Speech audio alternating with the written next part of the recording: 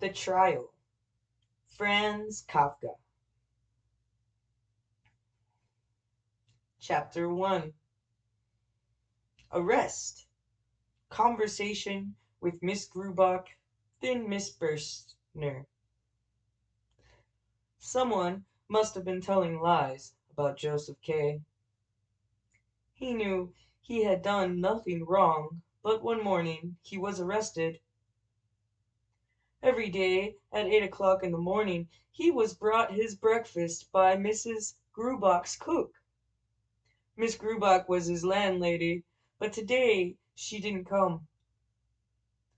That had never happened before. Kay waited a little while, looked from his pillow at the old woman who lived opposite, and who was watching him with an inquisitiveness quite unusual for her. And finally, both hungry and disconcerted, rang the bell. There was immediately a knock at her door, and a man entered. He had never seen the man in his house before. He was slim but firmly built. His clothes were black and close-fitting, with many folds and pockets, buckles and buttons, and a belt, all of which gave the impression of being very practical, but without making it very clear what they were actually for. "Who are you?" asked Kay, sitting half upright in his bed. The man, however, ignored the question, as if his arrival suddenly simply had to be accepted, and merely replied, "You rang?" "Anna should have brought me my breakfast," said Kay.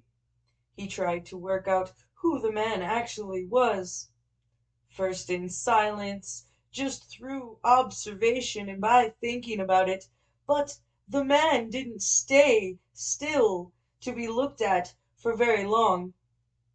Instead, he went over to the door, opened it slightly, and said to someone who was clearly standing immediately behind it, he wants Anna to bring him his breakfast. There was a little laughter in the neighboring room. It was not clear from the sound of it whether there were several people laughing. The strange man could not have learned anything from it that he hadn't already known. But now he said to Kay, as if making his report, "It's not possible." "It would be the first time that happened," said Kay, as he jumped out of bed and quickly pulled on his trousers. "I want to see who that is in the next room, and why it is that Miss Grubach has let me be disturbed in this way." It immediately occurred to him that he needn't have said this out loud, and that he must to some extent have acknowledged their authority by doing so. But that didn't seem important to him at the time. That, at least, is how the stranger took it, as he said, "Don't you think you'd better stay where you are? I want neither to stay here nor to be spoken to by you until you've introduced yourself." "I meant it for your own good," said the stranger, and opened the door, this time without being asked. The next room, which Kay entered more slowly than he had intended, looked at first glance exactly the same as it had been the previous evening. It was Mrs. Grubach's living room, overfilled with furniture, tablecloths, porcelain, and photographs. Perhaps there was a little more space in there than usual today, but if so, it was not immediately obvious, especially as the main difference was the preference of the man sitting by the open window with a book for which he now looked up. "You could have stayed in your room. Didn't Franz tell you?" "And what is it you want, then?" said Kay, looking back and forth between this new acquaintance and the one named Franz, who had remained in the doorway. Through the open window he noticed the old woman again, who had come close to the window opposite so that she could continue to see everything. She was showing an inquisitiveness that really made it seem like she was going senile. "I want to see Mrs. Grubach," said Kay, making a movement as if tearing himself away from the two men, even though they were standing well away from him, and wanted to go. "No," said the man at the window, who threw his book down on a coffee table and stood up. "You can't go away when you're under arrest." "That's how it seems," said Kay. "And why am I under arrest?" he then asked. "That's something we're not allowed to tell you. Go into your room and wait there. Proceedings are under way, and you'll learn about everything all in good time. It's not really part of my job to be friendly towards you like this, but I hope no one apart from Franz will hear about it, and he's been more friendly towards you than he should have been, under the rules, himself. If you carry on having as much good luck as you have been with your arresting officers, then you can reckon on things going well with you." Kay wanted to sit down, but then he saw that apart from the chair by the window, there was nowhere anywhere in the room where he could sit. "You get the chance to see for yourself how true all this is," said Franz, and both men then walked up to Kay. They were significantly bigger than him, especially the second man, who frequently slapped him on the shoulder. The two of them felt Kay's nightshirt and said he would now have to wear one that was of much lower quality, but that they would keep the nightshirt along with his other underclothes and return them to him if his case turned out well. "It's better for you if you give us the things than if you leave them in the storeroom," they said. "Things have a tendency to go missing in the storeroom, and after a certain amount of time they sell things off, whether the case involved has come to an end or not. And cases like this can last a long time, especially the ones that have been coming up lately. They'd give you the money they got for them, but it wouldn't be very much, as it's not what they're offered for them that when they sell them that counts. It's how much they get slipped on the side, and things like that lose their value anyway when they get passed on from hand to hand year after year." Kay paid hardly any attention to what they were saying. He did not place much value on what he may have still possessed, or who decided what happened to them. It was much more important to him to get a clear understanding of his position, but he could not think clearly why these people were here. The second policeman's belly, and they could only be policemen, looked friendly enough, sticking out towards him, but when Kay looked up and saw his dry, bony face, it did not seem to fit with the body. His strong nose twisted to one side, as if ignoring Kay and sharing an understanding with the other policeman. What sort of people were they, these? What were they talking about? What officer did they belong to? Kay was living in a free country after all. Everywhere was at peace. All laws were decent and were upheld. Who was it who dared accost him in his own home? He was always inclined to take life as lightly as he could, to cross bridges when he came to them, pay no heed for the future, even when everything seemed under threat.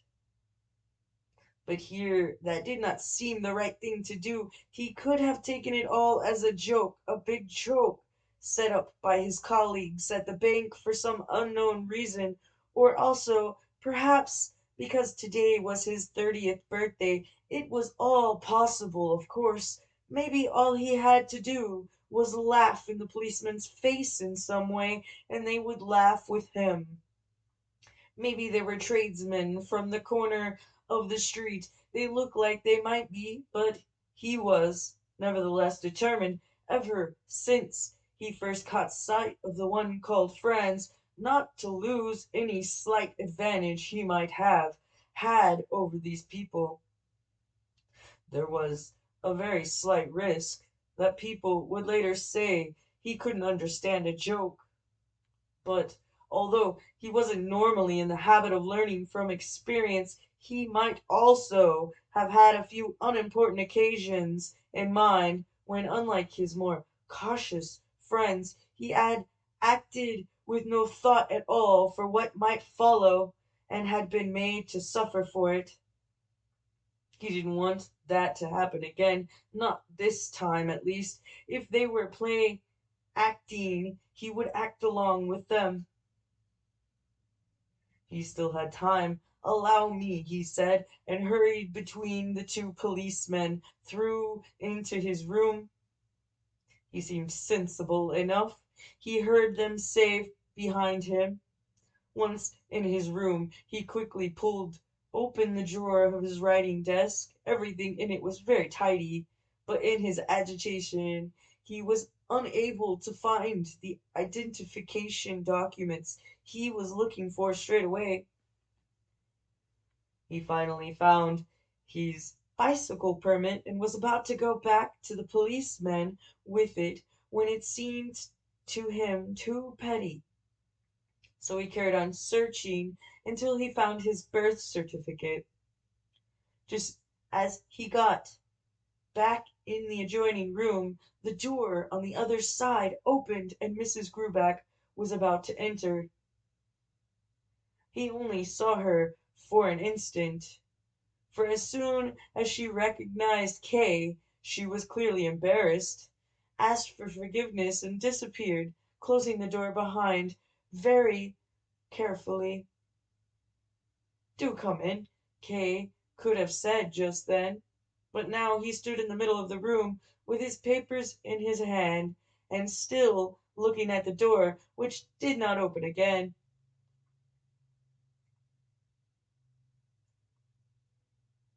He stayed like that until he was starting out of it by the shout of the policeman who sat at the little table at the open window, and as Kay now saw, was eating his breakfast. "Why didn't she come in?" he asked. "She's not allowed to," said the big policeman. "You're not under arrest, aren't you?" "But how can I be under arrest, and how come it's like this?" "Now you're starting again," said the policeman, dipping a piece of buttered bread in the honey pot. "We don't answer questions like that." "You will have to answer them," said Kay. "Here are my identification papers. Now show me yours, and I certainly want to see the arrest warrant." "Oh, my God," said the policeman, "in a position like yours, and you think you can start giving orders, do you? It won't do you any good to get us on the wrong side, even if you think it will. We're probably more on your side than anyone else you know." "That's true, you know. You'd better believe it," said Franz, holding a cup of coffee in his hands, which he did not lift to his mouth, but looked at Kay in a way that was probably meant to be full of meaning, but could not actually be understood. Kay found himself, without intending it, in a mute dialogue with Franz, but then slapped his hand down on his papers and said, "Here are my identifying documents." "And what do you want us to do about it?" replied the big policeman loudly. "The way you're carrying on, it's worse than a child. What is it you want? Do you want to get this great bloody trial of yours over with quickly by talking about ID and arrest warrants with us? We're just coppers, that's all we are. Junior officers like us hardly know one end of an ID card from another. All we've got to do with you is keep an eye on you, for 10 hours a day and get paid for it. That's all we are. Mind you, what we can do is make sure that the high officials we work for out just what sort of person it is they're going to arrest and why he should be arrested before they issue the warrant. There's no mistake there. Our authorities, as far as I know, and I only know the lowest grades, don't go out looking for guilt among the public. It's the guilt that draws them out, like it says in the law, and they have to send us police officers out. That's the law. Would you think there'd be any mistake there? I don't know this law, said Kay. So much the worse for you, then, said the policeman. It probably exists only in your head, said Kay. He wanted, in some way, to insinuate his way into the thoughts of the policeman, to reshape those thoughts to his benefit, or to make himself at home there. But the policeman just said dismissively, "You'll find out when it affects you." Franz joined in and said, "Look at this, Willem. He admits he doesn't know the law, and at the same time insists he's innocent." "You're quite right, but we can't get him to understand a thing," said the other. Case stopped talking with them. "Do I," he thought to himself, "do I really have to carry on getting tangled up with this chattering of base functionaries like this? And they admit themselves that they are of the lowest position. They're talking about things of which they don't have the slightest understanding anyway. It's only because of their stupidity that they're able to be so sure of themselves. I just need few words with someone of the same social standing as myself, and everything will be incomparably clear, much clearer than a long conversation with these two can make it." He walked up and down the free space in the room a couple of times. Across the street he could see the old woman who now had pulled an old man much older than herself up to the window and had her arms around him. Kay had to put an end to this display. "Take me to your superior," he said, "as soon as he wants to see you." "Not before," said the policeman, the one called Willem. "And now my advice to you," he added, "is to go into your room, stay calm, and wait, and see what's to be done with you. If you take our advice, you won't tire yourself out thinking about things to no purpose. You need to pull yourself together, as there's a lot that's going to be required of you. You've not behaved towards us the way we deserved. After being so good to you, you forget that we, whatever we are, we're still free men, and you're not, and that's quite an advantage. But in spite of all that, we're still willing, if you've got the money, to go and get you some breakfast from that cafe over the road." Without giving any answer to this, Kay stood still for some time. Perhaps if he opened the door of the next room, or even the front door, the two of them would not dare to stand in his way. Perhaps that would be the simplest way to settle the whole thing, by bringing it to a head. But maybe they would grab him, and if he were thrown down on the ground, he would lose all the advantage he had, in a certain respect, had over them. So he decided on the more certain solution, the way things would go in the natural course of events, and went back in his room without another word, either from him or from the policeman. He drew himself down on this bed, and from the dressing table he took the nice apple that he had put there the previous evening for his breakfast. Now it was all the breakfast he had, and anyway, as he confirmed as soon as he took his first big bite of it, it was far better than a breakfast he could have had through the goodwill of the policeman from the dirty cafe. He felt well and confident. He had failed to go into work at the bank this morning, but could easily be excused because of the relatively high position he held there. Should he really send in his explanation? He wondered about it. If nobody believed him, and in this case that would be understandable, he could bring Mrs. Grubach in as a witness, or even the old pair from across the street, who probably even now were on their way over to the window opposite. It puzzled Kay, at least it puzzled him looking at it from the policeman's point of view, that they had made him go into the room and left him alone there, where he had 10 different ways of killing himself. At the same time, though, he asked himself this time, looking at it from his own point of view, what reason he could have to do so. Because those two were sitting in the next room and had taken his breakfast, perhaps. It would have been so pointless to kill himself that, even if he had wanted to, the pointlessness would have made him unable. Maybe if the policemen had not been so obviously limited in their mental abilities, it could have been supposed that they had come to the same conclusion, and saw no danger in leaving him alone because of it.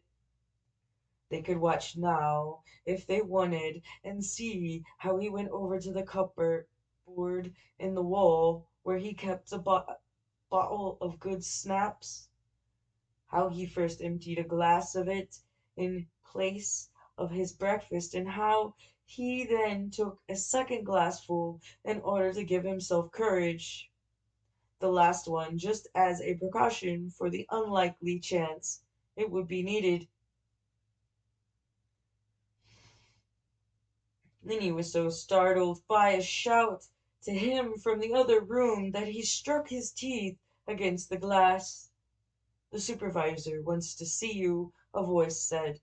It was only the shout that startled him, this curt, abrupt, military shout that he would not have expected from the policeman called Franz. In itself, he found the order very welcome. At last, he called back, locked the cupboard, and without delay hurried into the next room. The two policemen were standing there and chased him back into his bedroom as if that were a matter of course. "What'd you think you were doing?" they cried. "Think you're going to see the supervisor dressed in your shirt, do you? He'd see to it you got a right thumping, and us all." "Let go of me, for God's sake," called Kay, who had already been pushed back as far as his wardrobe. "If you accost me when I'm still in bed, you can't expect to find me in my evening dress." "That won't help you," said the policeman, who always became very quiet, almost sad, when Kay began to shout, and in that way confused him, or to some extent brought him to his senses. "Ridiculous formalities," he grumbled, as he lifted his coat from the chair and kept it in both his hands for a little while, as if holding it out for the policeman's inspection. They shook their heads. "It's got to be a black coat," they said. At that Kay threw the coat to the floor and said, without knowing even himself what he meant by it, "Well, it's not going to be the main trial after all." The policeman laughed, but continued to insist, "It's got to be a black coat." "Well, that's all right by me, if it makes things go any faster," said Kay. He opened the wardrobe himself, spent a long time searching through all the clothes, and chose his best black suit, which had a short jacket that had greatly surprised those who knew him. Then he also pulled out a fresh shirt and began carefully to get dressed. He secretly told himself that he had succeeded in speeding things up by letting the policemen forget to make him have a bath. He watched them to see if they might remember after all, but of course it never occurred to them, although Willem did not forget to send Franz up to the supervisor with a message saying that Kay was getting dressed. Once he was properly dressed, Kay had to pass by Willem as he went through the next room into the one beyond, the door of which was already wide open. Kay knew very well that his room had recently been let to a typist called Miss Burstner. She was in the habit of going out to work very early and coming back home very late, and Kay had never exchanged more than a very few words of greeting with her. Now her bedside table had been pulled into the middle of the room to be used as a desk for the proceedings, and the supervisor sat behind it. He had his legs crossed and had thrown one arm over the backrest of the chair. In one corner of the room there were three young people looking at the photographs belonging to Miss Burstner that had been put into a piece of fabric on the wall. Hung up on the handle of the open window was a white blouse. At the window across the street there was the old pair again, although now their number had increased, as behind them, and far taller than they were, stood a man with an open shirt that showed his chest, and a reddish goatee beard which he squeezed and twisted with his fingers. "Joseph K.?" asked the supervisor, perhaps merely to attract Kay's attention as he looked round the room. Kay nodded. "I dare say you were quite surprised by all that's been taking place this morning," said the supervisor, as with both hands he pushed away the few items on the bedside table, the candle and box of matches, a book, a pincushion, which lay there as if they were things he would need for his own business. "Certainly," said Kay, and he began to feel relaxed now that at last he stood in front of someone with some sense, someone with whom he would be able to talk about his situation. "Certainly I'm surprised, but I'm not in any way very surprised." "You're not very surprised?" asked the supervisor, as he positioned the candle in the middle of the table and the other things in a group around it. "Perhaps you don't quite understand me," Kay hurriedly pointed out. "Which I mean is—" Here Kay broke off what he was saying and looked around for somewhere to sit. "I may sit down, mayn't I?" he asked. That's not usual," the supervisor answered. "Which I mean is," said Kay without delayed a second time, "that, yes, I am very surprised, but when you've been in the world for 30 years already and had to make your own way through everything yourself, which has been my lot, then you become hardened to surprises and don't take them too hard. Especially not what's happened today." "Why especially not what has happened today?" "I wouldn't want to say that I see all of this as a joke. You seem to have gone to too much trouble making all these arrangements for that. Everyone in the house must be taking part in it as well as all of you. That would be going beyond what could be a joke, so I don't want to say that this is a joke." "Quite right," said the supervisor, looking to see how many matches were left in the box.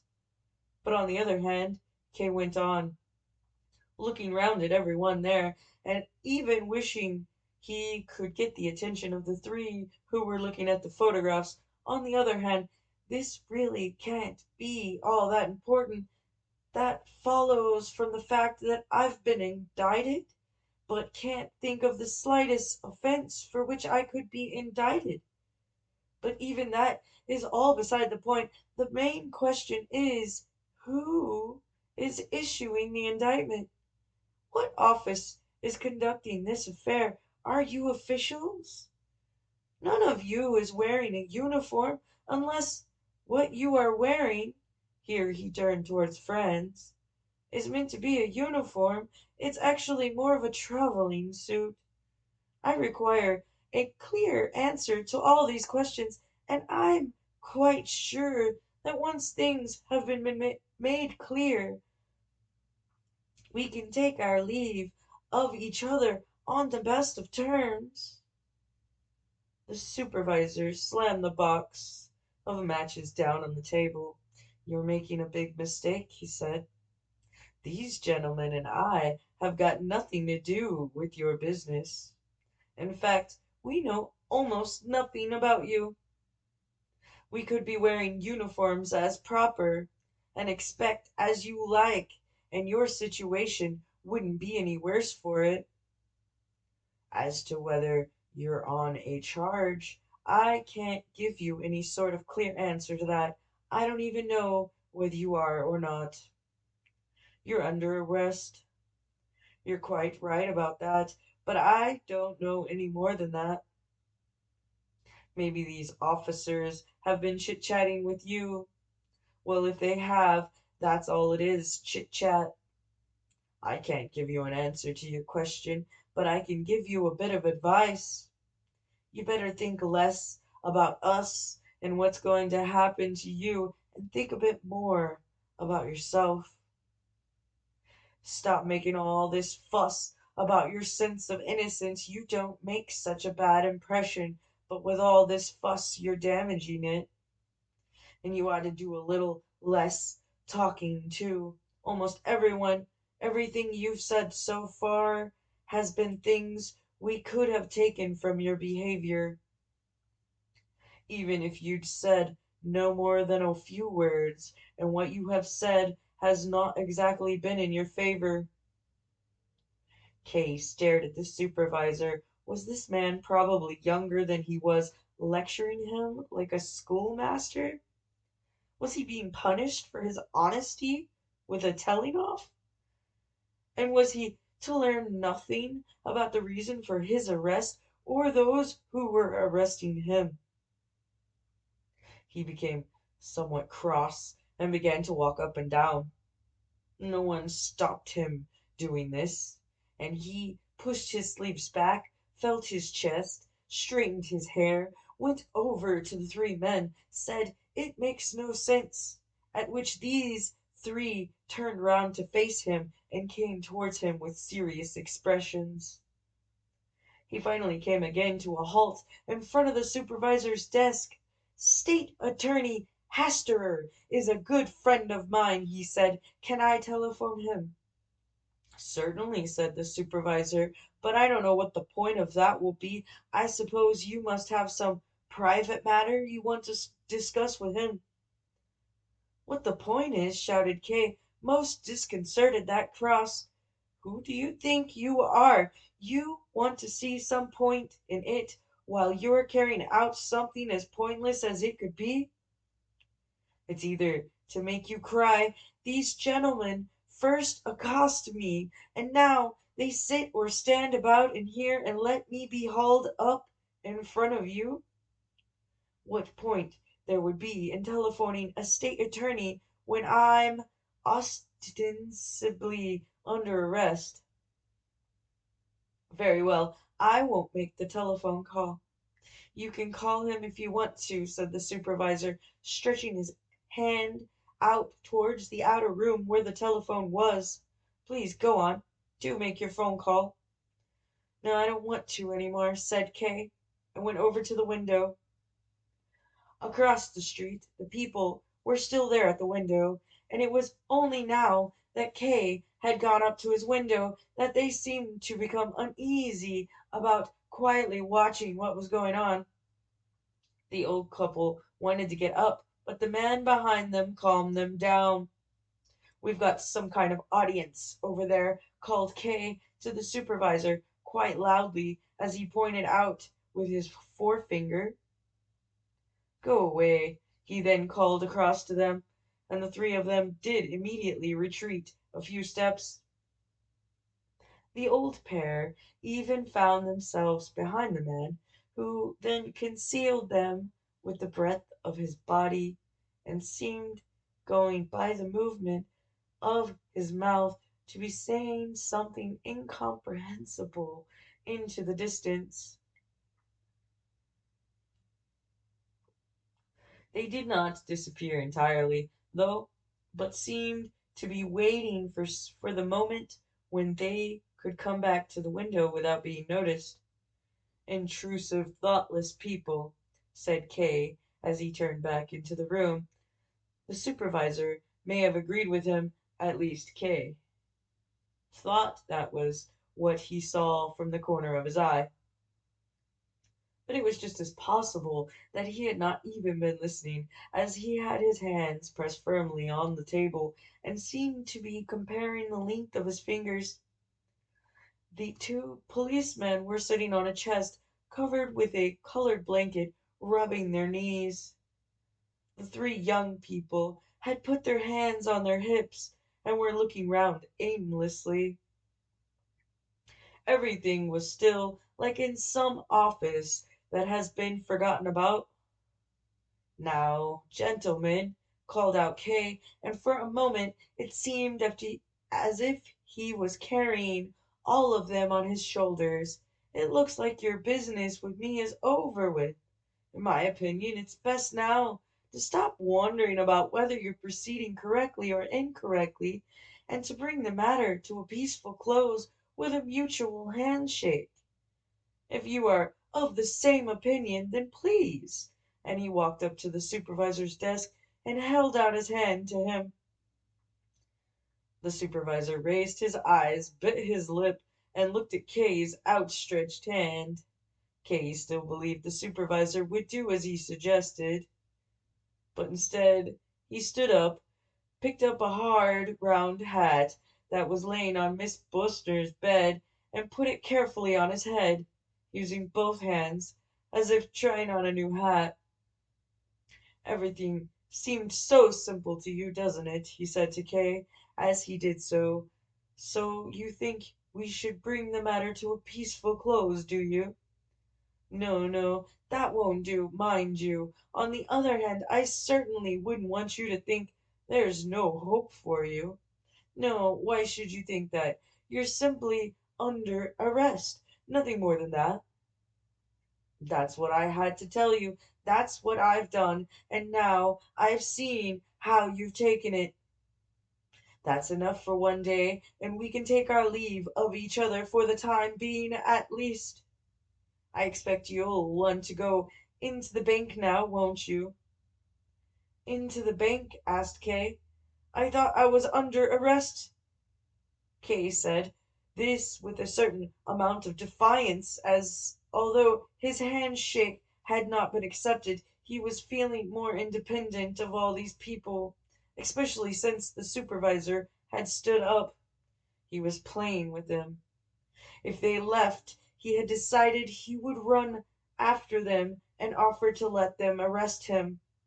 That's why he even repeated, "How can I go into the bank when I'm under arrest?" "I see you've misunderstood me," said the supervisor, who was already at the door. "It's true that you're under arrest, but that shouldn't stop you from carrying out your job, and there shouldn't be anything to stop you carrying on with your usual life.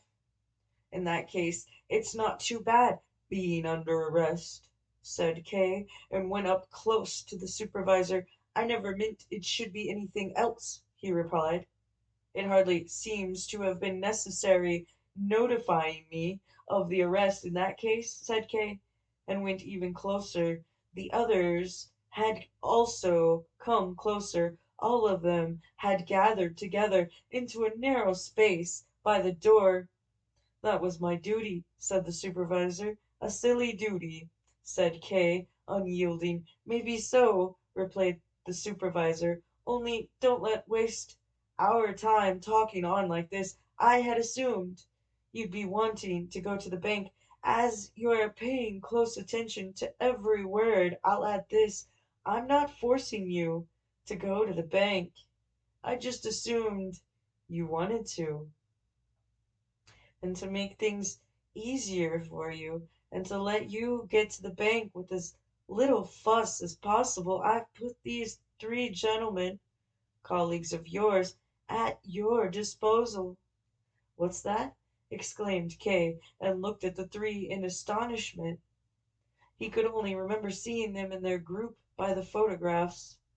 These characterless, anemic young people were indeed officials from his bank, not colleagues of his. That was putting it too high, and it showed a gap in the omniscience of the supervisor, but they were nonetheless junior members of staff at the bank. How could Kay have failed to see that? How occupied he must have been with the supervisor and the policeman not to have recognized these three. Robin Steiner, with his stiff demeanor and swinging hands, Kulik, with his blond hair and deep-set eyes, and Kaminer, with his involuntary grin caused by chronic muscle spasms. "Good morning," said Kay, after a while, extending his hands to the gentlemen as they bowed correctly to him. "I didn't recognize you at all, so we'll go into the work now, shall we?" The gentleman laughed and nodded enthusiastically, as if that was what they had been waiting for all the time, except that Kay had left his hat in his room, so they all dashed, one after another, into the room to fetch it, which caused a certain amount of embarrassment. Kay stood where he was and watched them through the open double doorway. The last to go, of course, was the apathetic Robin Steiner, who had broken into no more than an elegant trot. Kaminer got to the hat, and Kay, as he often had to do at the bank, forcibly reminded himself that the grin was not deliberate, that he in fact wasn't able to grin deliberately. At that moment Miss Grubach opened the door from the side hallway into the living room, where all the people were. She did not seem to feel guilty about anything at all, and Kay, as often before, looked down at the belt of her apron, which for no reason cut so deeply into her hefty body. Once downstairs, Kay, with his watch in his hand, decided to take a taxi. He had already been delayed by half an hour, and there were no need to make the delay any longer. Commoner ran to the corner to summon it, and the two others were making obvious efforts to keep Kay diverted when Kulik pointed to the doorway of the house. On the other side of the street where the large man with the blond goatee beard appeared, and a little embarrassed at first at letting himself be seen in his full height, stepped back to the wall and leant against it. The old couple were probably still on the stairs. Kay was cross with Kulik for pointing out this man whom he had already seen himself, in fact, whom he had been expecting. "Don't look at him," he snapped, without noticing how odd it was to speak to free men in this way. But there was no explanation needed anyway, as just then the taxi arrived. They sat inside and set off. Inside the taxi, Kay remembered that he had not noticed the supervisor and the policeman leaving. The supervisor had stopped him noticing the three bank staff, and now the three bank staff had stopped him noticing the supervisor. This showed that Kay was not very attentive, and he resolved to watch himself more carefully in this respect. Nonetheless, he gave it no thought as he twisted himself round and leant over onto the rear shelf of the car to catch sight of the supervisor and the policeman if he could. But he turned back round straightway and leant comfortably into the corner of the taxi without even having made the effort to see anyone. Although it did not seem like it, now was just the time when he needed some encouragement. But the gentleman seemed tired just then. Steiner looked out of the car to the right, Culloch to the left, and only Commoner was there with his grin at Kay's service. It would have been inhumane to make fun of that. That spring, whenever possible, Kay usually spent his evenings after work. He usually stayed in the office until 9 o'clock, with a short walk, either by himself or in the company of some of the bank officials, and then he would go into a pub, where he would sit at the regulars' table with mostly older men until 11. There were, however, also exceptions to this habit, times, for instance, when Kay was invited by the bank manager, whom he greatly respected for his industry and trustworthiness, to go with him for a ride in his car, or to eat dinner with him at his large house. Kay would also go once a week to see a girl called Elsa, who worked as a waitress in a wine bar, through the night until late in the morning. During the daytime she only received visitors while still in bed. That evening, though the day had passed quickly with a lot of hard work, and many respectful, friendly birthday greetings, Kate wanted to go straight home. Each time he had any small break from the day's work, he considered, without knowing exactly what he had in mind, that Miss Grubach's flat seemed to be been put into great disarray by the events of the morning, and that it was up to him to put it back into order. Once order had been restored, every trace of those events would have been erased, and everything would take its precious course once more. In particular, there was nothing to fear from the three bank officials. They had immersed themselves back into their paperwork, and there were no alteration to be seen in them. Kay had called each of them separately or all together into his office that day for no other reason than to observe them. He was always satisfied and had always been able to let them go again. At 9:30 that evening, when he arrived back in front of the building where he lived, he met a young lad in the doorway who was standing there, his legs apart, and smoking a pipe.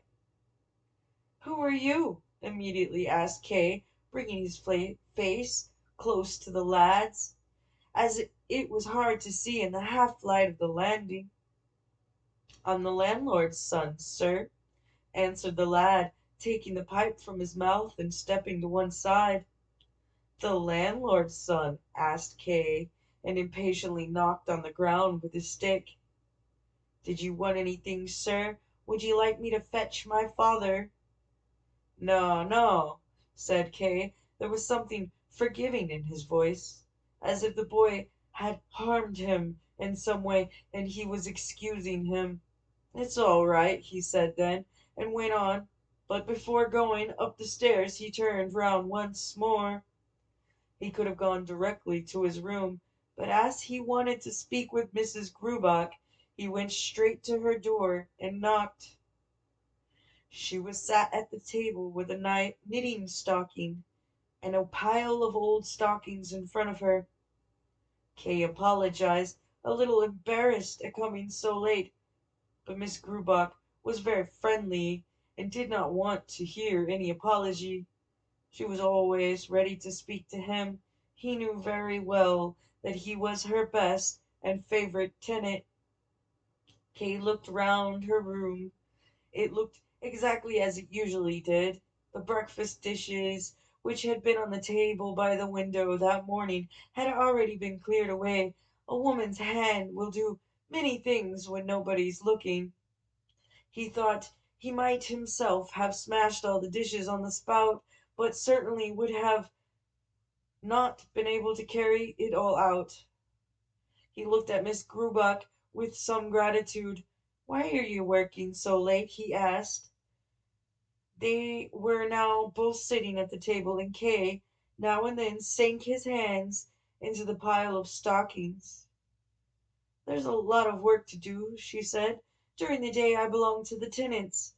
If I'm to sort out my own things, there are only the evenings left to me. I fear I may have caused you some exceptional work today." "How do you mean, Mr. K?" she asked, becoming more interested and leaving her work in her lap. "I mean the men who were here this morning." "Oh, I see," she said, and went peacefully back to what she was doing. "That was no trouble, not especially." Kate looked on in silence as she took up the knitting stocking once more. She seemed surprised at my mentioning it. He thought she seemed to think it's improper for me to mention it. All the more important for me to do so. An old woman is the only person I can speak about with it. "But it must have caused some work for you," he said then. "But it won't happen again." "No, it can't happen again," she agreed, and smiled at Kay in a way that was almost pained. Do you mean that seriously?" asked Kay. "Yes," she said more gently, "but the important thing is you mustn't take it too hard. There are so many awful things happening in the world. As you're being so honest with me, Mr. K, I can admit to you that I listened to a little of what was going on from behind the door, and that those two policemen told me one or two things as well. It's all to do with your happiness, and that's something that's quite close to my heart, perhaps more than it should be, as I am, after all, only your landlady. Anyway, so I heard one or two things, but I can't really say that it's about anything very serious. No, you have been arrested, but it's not in the same way as when they arrest a thief. If you're arrested in the same way as a thief, then it's bad, but an arrest like this, it seems to me that it's something very complicated. Forgive me if I'm saying something stupid, something very complicated that I don't understand, but something that you don't really need to understand anyway." "There's nothing stupid about what you've said, Mrs. Grubach. Or at least I partly agree with you, only the way I judge the whole thing is harsher than yours, and think it's not only not something complicated, but simply a fuss about nothing. I was just caught unawares, that's what happened. If I had got up as soon as I was awake, without letting myself get confused because Anna wasn't there, if I'd got up and paid no regard to any one who might have been in my way, and come straight to you, if I'd done something like having my breakfast in the kitchen as an exception, asked you to bring my clothes from my room, in short, if I had behaved sensibly, then nothing more would have happened. Everything that was waiting to happen would have been stifled. People are so often unprepared. In the bank, for example, I am well prepared. Nothing of this sort could possibly happen to me there. I have my own assistant there. There are telephones for internal and external calls in front of me on the desk. I continually receive visits from people, representatives, officials, but besides that, and most importantly, I'm always occupied with my work. That's to say, I'm always alert. It would even be a pleasure for me to find myself faced with something of that sort." But now it's over with, and I didn't really even want to talk about it any more. Only I wanted to hear what you, as a sensible woman, thought about it all, and I'm very glad to hear that we're in agreement. But now you must give me your hand. An agreement of this sort needs to be confirmed with a handshake. Will she shake hands with me? The supervisor didn't shake hands, he thought, and looked at the woman differently from before examining her. She stood up, as he had also stood up, and was a little self-conscious. She hadn't been able to understand everything that Kay said. As a result of this self-consciousness, she said something that she certainly did not intend and certainly was not appropriate. "Don't take it so hard, Mr. K," she said, with tears in her voice, and also, of course, forgetting the handshake. "I didn't know I was taking it hard," said Kay, feeling suddenly tired, and seeing that if this woman did agree with him, it was of little value. Before going out the door, he asked, "Is Miss Bustner home?" "No," said Miss Grubach, smiling as she gave this simple piece of information, saying something sensible at last. "She's at the theater. Do you want to see her? Should I give her a message? I just wanted to have a few words with her. I'm afraid I don't know when she's coming in. She usually gets back late when she's been to the theater." "It really doesn't matter," said Kay, his head hanging as he turned to the door to leave. "I just wanted to give her my apology for taking over her room today." "There's no need for that, Mr. K. You're too conscientious. The young lady doesn't know anything about it. She hasn't been home since early this morning, and everything's been tidied up again. You can see for yourself." And she opened the door to Miss Butler's room. "Thank you. I'll take your word for it," said Kay, but went none the less over to the open door. The moon shone quietly into the unlit room. As far as could be seen, everything was indeed in its place. Not even the blouse was hanging on the window handle. The pillow on the bed looked remarkably plump, as they lay half in the moonlight. "Miss Burstner often comes home late," said Kay, looking at Mrs. Grubach as if it were her responsibility. "That's how young people are," said Miss Grubach, in to excuse herself. Of course," said Kay, "but it can be taken too far." "Yes, it can," said Mrs. Grubach. "You're so right, Mr. Kay. Perhaps it is in this case. I certainly wouldn't want to say anything nasty about Miss Burstner.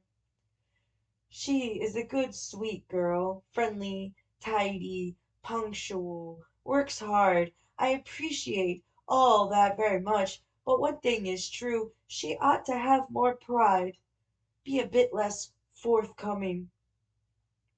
Twice this month already, in the street over the way, I've seen her with a different gentleman. I really don't like saying this. You're the only one I've said this to, Mr. K. I swear to God. But I'm going to have no choice but to have a few words with Miss Bustner about it myself, and it's not the only thing about her that I'm worried about." "Mrs. Grubach, you are on quite the wrong track," said Kay, so angry that he was hardly able to hide it. "And you have moreover misunderstood what I was saying about Miss Burstner. That is not what I meant. In fact, I warn you quite directly not to say anything to her. You are quite mistaken. I know Miss Burstner very well, and there is no truth at all in what you say. And once more, perhaps I'm going too far. I don't want to get in your way. Say to her whatever you see fit." "Good night, Mr. K," said Mrs. Grubach, as if asking him for something and hurrying to his door, which he had already opened. I don't want to speak to Miss Bursner at all. Not yet. Of course, I'll continue to keep an eye on her, but you are the only one I've told what I know, and it is, after all, something that everyone who lets rooms has to do if she's to keep the house decent. That's all I'm trying to do. Decent, called out Kay through the crack in the door. If you want to keep the house decent, you'll first have to give me notice. Then he slammed the door shut. There was a gentle knocking, to which he paid no more attention. He did not feel at all like going to bed, so he decided to stay up. And this would also give him the chance to find out when Miss Bursner would arrive home. Perhaps it would also still be possible, even if a little inappropriate, to have a few words with her. As he lay there by the window, pressing his hands to his tired eyes, he thought for a moment that he might punish Mrs. Grubach by persuading Miss Bursner to give in her notice at the same time as he would. But he immediately realized that would be shockingly excessive, and there would even be the suspicion that he was moving house because of the incident of that morning. Nothing could have been more nonsensical and, above all, more pointless and contemptible. When he had become tired of looking out onto the empty street, he simply opened the door to the living room so that he could see anyone who entered the flat from where he was, and lay down on the couch. He lay there, quietly smoking a cigar, until about 11 o'clock. He was able to hold out longer than that, and went a little way into the hallway, as if in that way he could make Miss Bursner arrive sooner. He had no particular desire for her. He could not even remember what she looked like. But now he wanted to speak to her, and it irritated him that her late arrival home meant this day would be full of unease and disorder right to its very end. It was also her fault that he had not had any dinner that evening, and that he had been unable to visit Elsa as he had intended. He could still make up for both of those things, though if he went to the wine bar where Elsa worked, he wanted to do so even later, after the discussion with Miss Bursner. It was already gone 11:30 when someone could be heard in the stairway. Kay, who had been lost in his thoughts in the hallway, walking up and down loudly as if it were his own room, fled behind his door. Miss Bursner had arrived shivering. She pulled a silk shawl over her slender shoulders as she locked the door. The next moment she would certainly go into her room, where Kay ought not to intrude in the middle of the night. That meant he would have to speak to her now, but unfortunately he had not put the electric light on in his room, so that when he stepped out of the dark it would give the impression of being attacked, and would certainly, at the very least, have been quite alarming.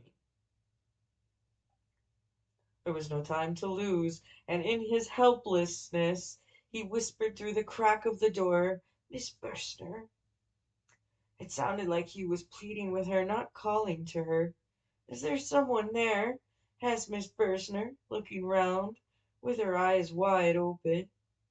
"It's me," said Kay, and came out. "Oh, Mr. Kay," said Miss Bursner with a smile. "Good evening," and offered him her hand. "I wanted to have a word with you, if you would allow me." "Now?" asked Miss Bursner. "Does it have to be now? It is a little odd, isn't it? I've been waiting for you since 9 o'clock." "Well, I was at the theater. I didn't know anything about you waiting for me."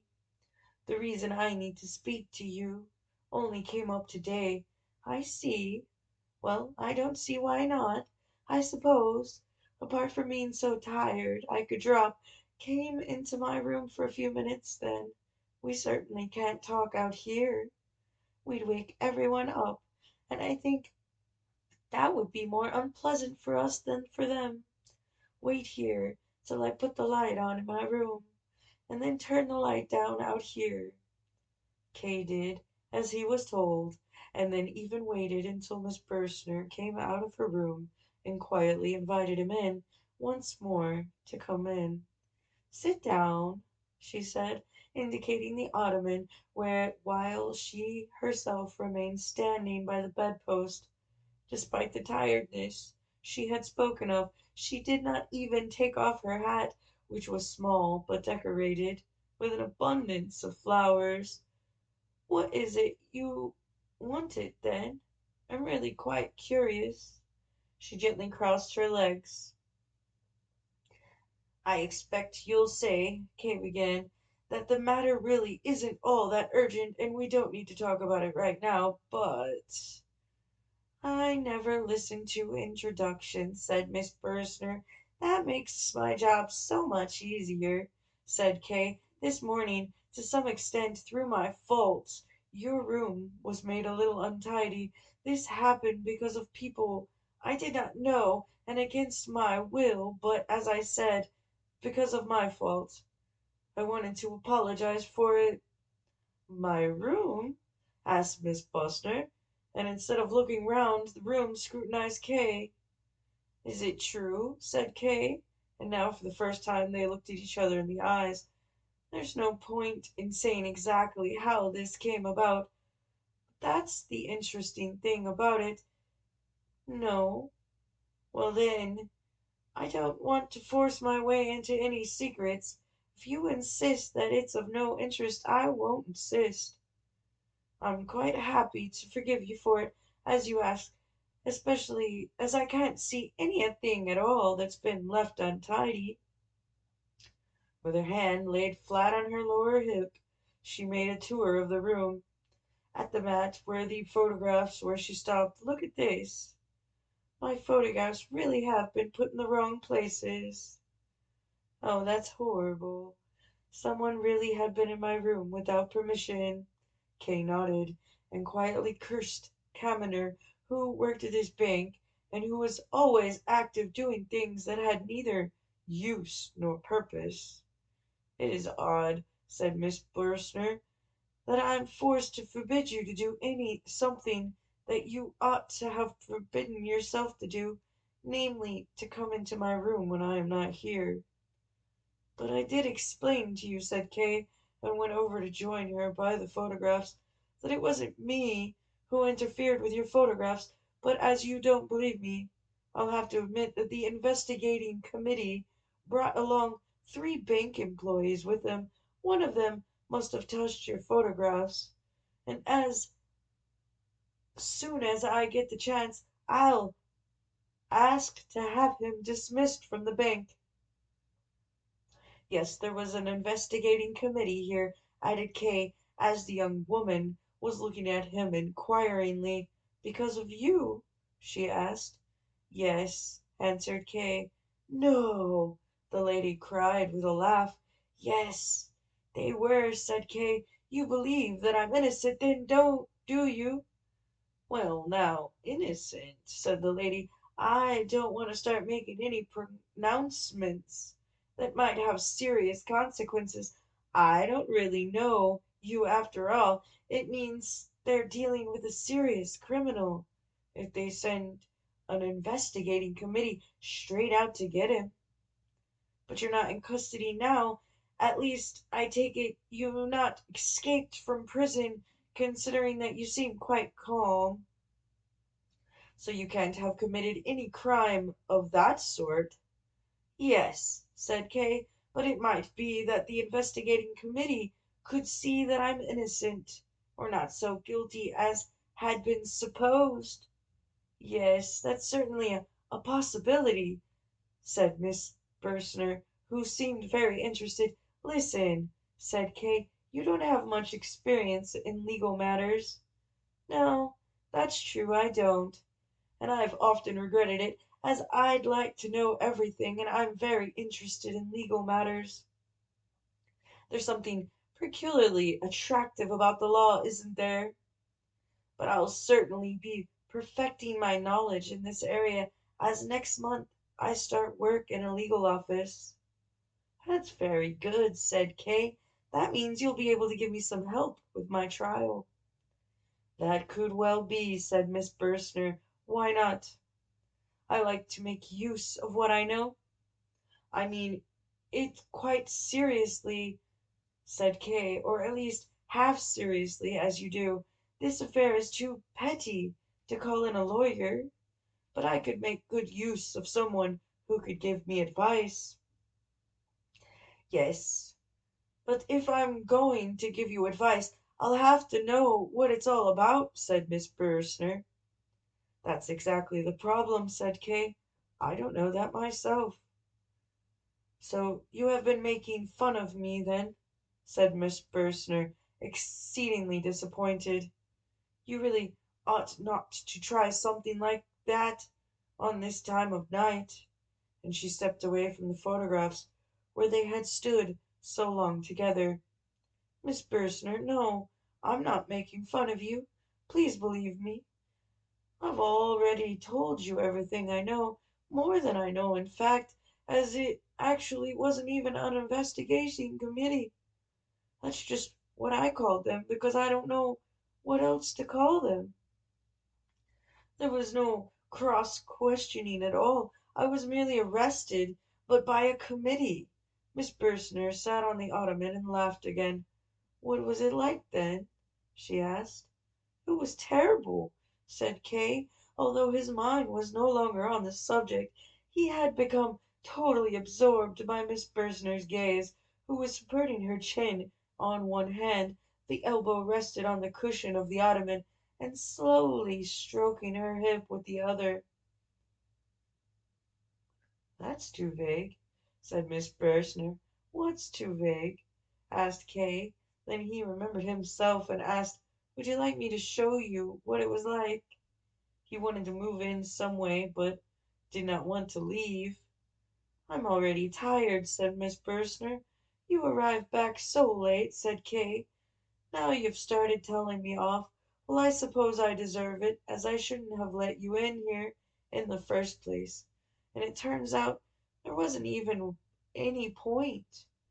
Oh, there was a point. You'll see now how important a point it was, Miss said Kay. May I move this table away from the bedside and put it here? What do you think you're doing? Said Miss Burstner. Of course you can't. In that case, I can't show you, said Miss Kay, quite upset, as if Miss Burstner had committed some incomprehensible offence against him. All right, then. If you needed to show what you mean, just take the bedside table, then, said Miss Burstner, and after a short pause added in a weak voice, I'm so tired. I'm allowing more than I ought to. Kate put the little table in the middle of the room and sat down behind it. You have to get a proper idea of where the people were situated. It is very interesting. I'm the supervisor. Sitting over there on the chest are two policemen. Standing next to the photographs there are three young people. Hanging on the handle of the window is a white blouse. I just mentioned that by the way, and now it begins. Ah, yes, I'm forgetting myself, the most important person of all. So I'm standing in front of the table. The supervisor is sitting extremely comfortably with his legs crossed and his arms hanging over the backrest here like some layabout. And now it really does begin. The supervisor calls out as if he had to wake me up. In fact, he shouts at me. I'm afraid if I'm to make it too clear to you, I'll have to shout as well. And it's nothing more than my name that he shouts out. Miss Burstner, laughing as she listens to him. laid her forefinger on her mouth so that Kay would not shout, but it was too late. Kay was too engrossed in his row, and slowly called out, "Joseph Kay!" It was not as loud as he had threatened, but nonetheless, once he had suddenly called it out, the cry seemed gradually to spread itself all around the room. There was a series of loud, curt, and regular knocks at the door of the adjoining room. Miss Burstner went pale, and laid her hand on her heart. Kay was especially startled, as for a moment he had been quite unable to think of anything other than the events of the morning, and of the girl for whom he was performing them. He had hardly pulled himself together when he jumped over to Miss Burstner and took her hand. "Don't be afraid," he whispered. "I'll put everything right. But who can it be? It's only the living room next door. Nobody sleeps in there." "Yes, they do," whispered Miss Burstner into Kay's ear. "A nephew of Miss Grubach's, a captain in the army. He has been sleeping there since yesterday. There's no other room free. I had forgotten about it too. Why did you have to shout like that? You made him quite upset." "There is no reason for it," said Kay, now as she sank back onto the cushion, kissed her forehead. Go away," she said hurriedly, sitting back up. "Get out of here. Go. What is it you want? He's listening at the door. He can hear everything. You're causing me so much trouble." "I won't go," said Kay, "until you've calmed down a bit. Come over into the other corner of the room. He won't be able to hear us there." She let him lead her there. "Don't forget," he said, "although this might be unpleasant for you, you're not in any real danger. You know how much esteem Mrs. Grubach has for me. She's the one who will make all the decisions in this, especially as the captain is her nephew, but she believes everything I say without question. What's more, she has borrowed a large sum of money from me, and that makes her dependent on me. I confirm whatever you say to explain our being here together, however inappropriate it might be, and I guarantee to make sure that Miss Grubach will not only say she believes the explanation in public, but will believe it truly and sincerely. You will have no need to consider me in any way. If you wish to let it be known that I have attacked you, then Miss Grubach will be informed of such, and she will believe it without even losing her trust in me. That's how much respect she has for me." Miss Burstner looked at the floor in front of her, quiet and a little sunk in on herself. "Why would Miss Grubach not believe that I've attacked you?" added Kay. He looked at her hair in front of him, parted, bunched, reddish, and firmly held in place. He thought she would look up at him, but without changing her manner she said, "Forgive me, but it was the suddenness of the knocking that startled me so much. Not so much what the consequences of the captain being here might be. It was all so quiet after you'd shouted, and then there was the knocking. That was made me so shocked, and I was sitting right by the door. The knocking was right next to me. Thank you for your suggestions, but I won't accept them. I can bear the responsibility for anything that happens in my room myself, and I can do so with anyone. I'm surprised you don't realize just how insulting your suggestions are and what they imply about me, although I certainly acknowledge your good intentions. But now please go. Leave me alone. I need you to go now even more than I did earlier. The couple of minutes you asked for have grown into half an hour, more than half an hour ago now." Kay took hold of her hand and then of her wrist. "You're not cross with me, though," he said. She pulled her hand away and answered, "No, no, I'm not cross with anyone." He grasped her wrist once more. She tolerated it now, and in that way led him to the door. He had fully intended to leave, but when he reached the door he came to a halt, as if he hadn't expected to find a door there. Miss Bursner made use of that moment to get herself free, open the door, slip out into the hallway, and gently say to Kay from there, "Now come along, please, look." She pointed to the captain's door, from under which there was a light shining. "He's put a light on, and he's laughing at us." "All right, I'm coming," said Kay, moved forward, took hold of her, kissed her on the mouth, then over her whole face, like a thirsty animal lapping with its tongue when it eventually finds water. He finally kissed her on the neck and her throat, and left his lips pressed there for a long time. He did not look up until there was a noise from the captain's room. "I'll go now," he said. He wanted to address Miss Bursner by her Christian name, but did not know it. She gave him a tired nod, offered him her hand to kiss as she turned away, as if she did not know what she was doing, and went back into her room with her head bowed.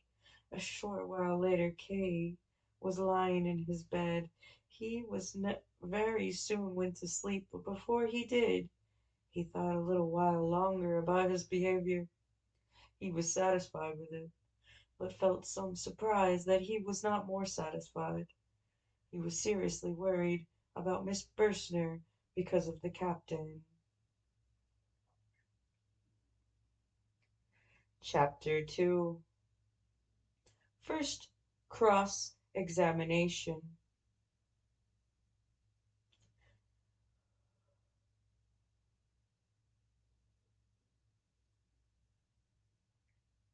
Kay was informed by telephone that there would be a small hearing concerning his case that following Sunday.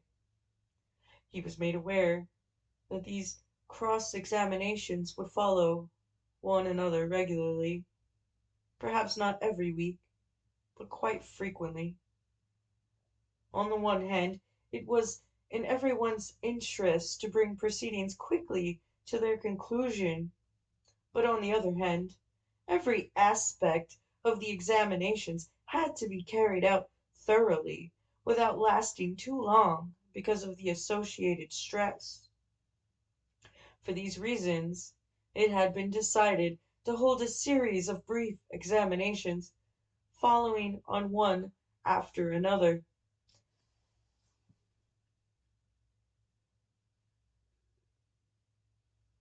Sunday had been chosen as the day for the hearing so that Kay would not be disturbed in his professional work.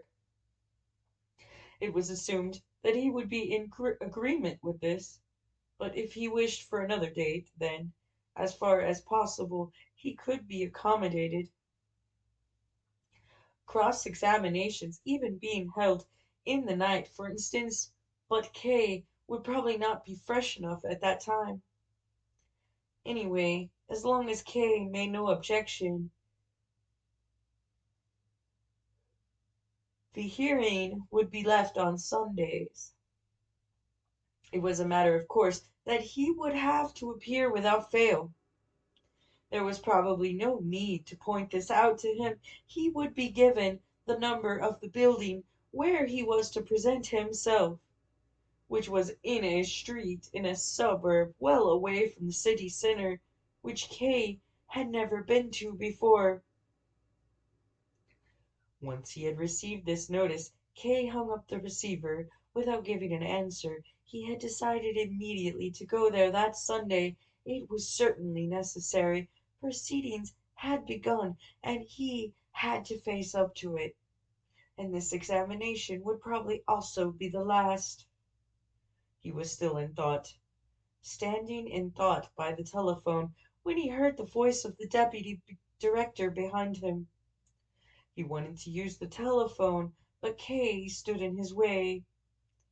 "Bad news?" asked the deputy director casually. not in order to find anything out, but just to get Kay away from the device. No, no, said Kay. He stepped to one side, but did not go away entirely. The deputy director picked up the receiver, and as he waited for his connection, turned away from it and said to Kay, "One question, Mr. Kay. Would you like to give me the pleasure of joining me on my sailing boat on Sunday morning? There's quite a few people coming. You're bound to know some of them. One of them is Astor, the state attorney. Would you like to come along? Do come along." Kay tried to pay attention to what the deputy director was saying. It was of no small importance for him, as this invitation from the deputy director, with whom he had never got on very well, meant that he was trying to improve his relations with him. It showed how important Kay had become in the bank, and how its second most important official seemed to value his friendship, or at least his impartiality. He was only speaking of the side of the telephone receiver while he waited for his connection, but in giving this invitation the deputy director was humbling himself. But Kay would have to humiliate him a second time as a result. He said, "Thank you very much, but I'm afraid I will have no time on Sunday. I have a previous obligation." "Pity," said the deputy director, and turned to the telephone conversation that had just been connected.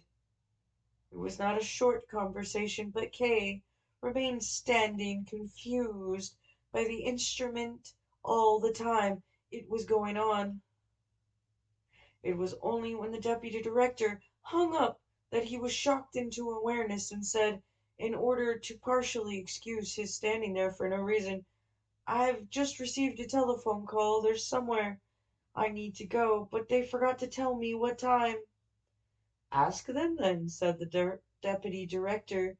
"It's not that important," said Kay, although in that way his earlier excuse, already weak enough, was made even weaker. As he went, the deputy director continued to speak about other things. Kay forced himself to answer, but his thoughts were mainly about that Sunday, how it would be best to get there from 9 o'clock in the morning, as that was the time that courts always start work on weekdays. The weather was dull on Sunday. Kay was very tired, as he had stayed out drinking until late in the night, celebrating with some of the regulars, and he had almost overslept.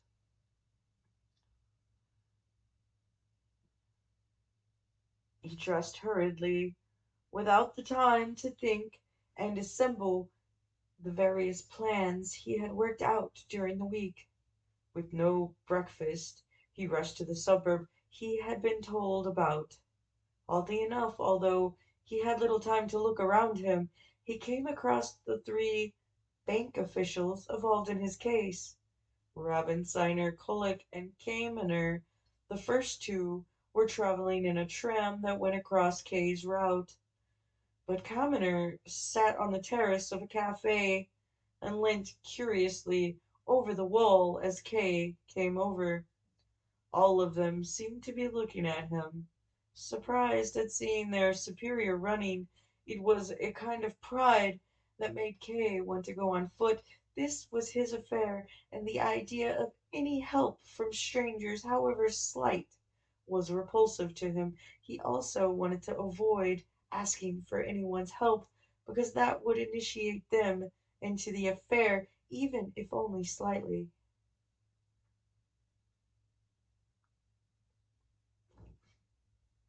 And after all, he had no wish at all to humiliate himself before the committee by being too punctual.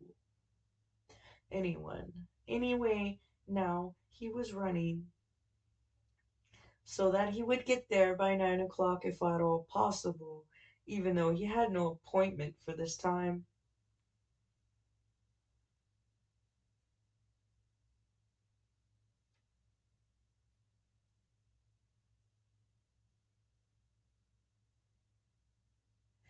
He had thought that he would recognize the building from a distance by some kind of sign without knowing exactly what the sign would look like, or from some particular kind of activity outside the entrance. Kay had been told that the building was in Julius Strauss, but when he stood at the street's entrance, it consisted on either side of almost nothing but monstrous gray construction, tall buildings of flats occupied by poor people. Now, on a Sunday morning, most of the windows were occupied. Men, in their shirt sleeves, leant out smoking, or carefully and gently held small children on the sill. Other windows were piled up with bedding. Above, with the disheveled head of a woman would briefly appear, people called out to each other across the street. One of the calls provoked a loud laugh about Kay himself. It was a long street, and spaced evenly doing it were small shops below street level selling various kinds of foodstuffs, which you reached by going down a few steps. Women went in and out of them or stood chatting on the steps. A fruitmonger, taking his goods up to the window, was just as inattentive as Kay and nearly knocked him down with his cart. Just then a gramophone, which in better parts of the town would have been seen as worn out, began to play some murderous tune. Kay went further into the street slowly, as if he had plenty of time now, or as if the examining magistrate were looking at him from one of the windows, and therefore knew that Kay had found his way there. It was shortly after 9. The building was quite far down the street. It covered so much area it was almost extraordinary, and the gateway, in particular, was tall and long. It was clearly intended for delivery wagons belonging to the various warehouses all round the yard, which were now locked up and carried the name of companies, some of which Kay knew from his work at the bank. In contrast with his usual habits, he remained standing a while at the entrance to the yard, taking in all the external details. Near him there was a barefooted man sitting on a crate and reading a newspaper. There were two lads swirling on a hand cart. In front of a pump stood a weak young girl in a bed jacket, who, as the water flowed into her can, looked at Kay. There was a piece of rope stretched between two windows in a corner of the yard, with some washing hanging on it to dry. A man stood below it calling out instructions to direct the work being done.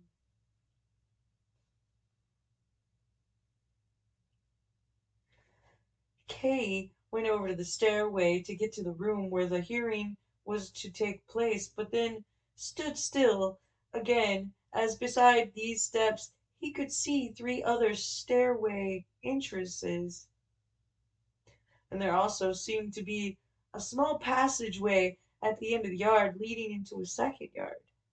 It irritated him that he had not been given more precise directions to the room. It meant they were either being especially neglectful with him or especially indifferent, and he decided to make that clear to them very loudly and very unambiguously. In the end, he decided to climb up the stairs, his thoughts playing on something that he remembered the policeman William saying to him, that the court is attracted by the guilt, from which it followed that the courtroom must be on the stairway that Kay selected by chance. As he went up, he disturbed a large group of children playing on the stairs, who looked at him as he stepped through their rows. Next time I come here, he said to himself, I must either bring sweets with me, make them like me, or a stick to hit them with. Just before he reached the first landing, he even had to wait a little while, until the ball had finished its movement. Two small lads, with sly faces like grown-up scoundrels, held him by his trouser legs until it had. If he were to shake them off, he would have to hurt them, and he was afraid of what noise they would make by shouting.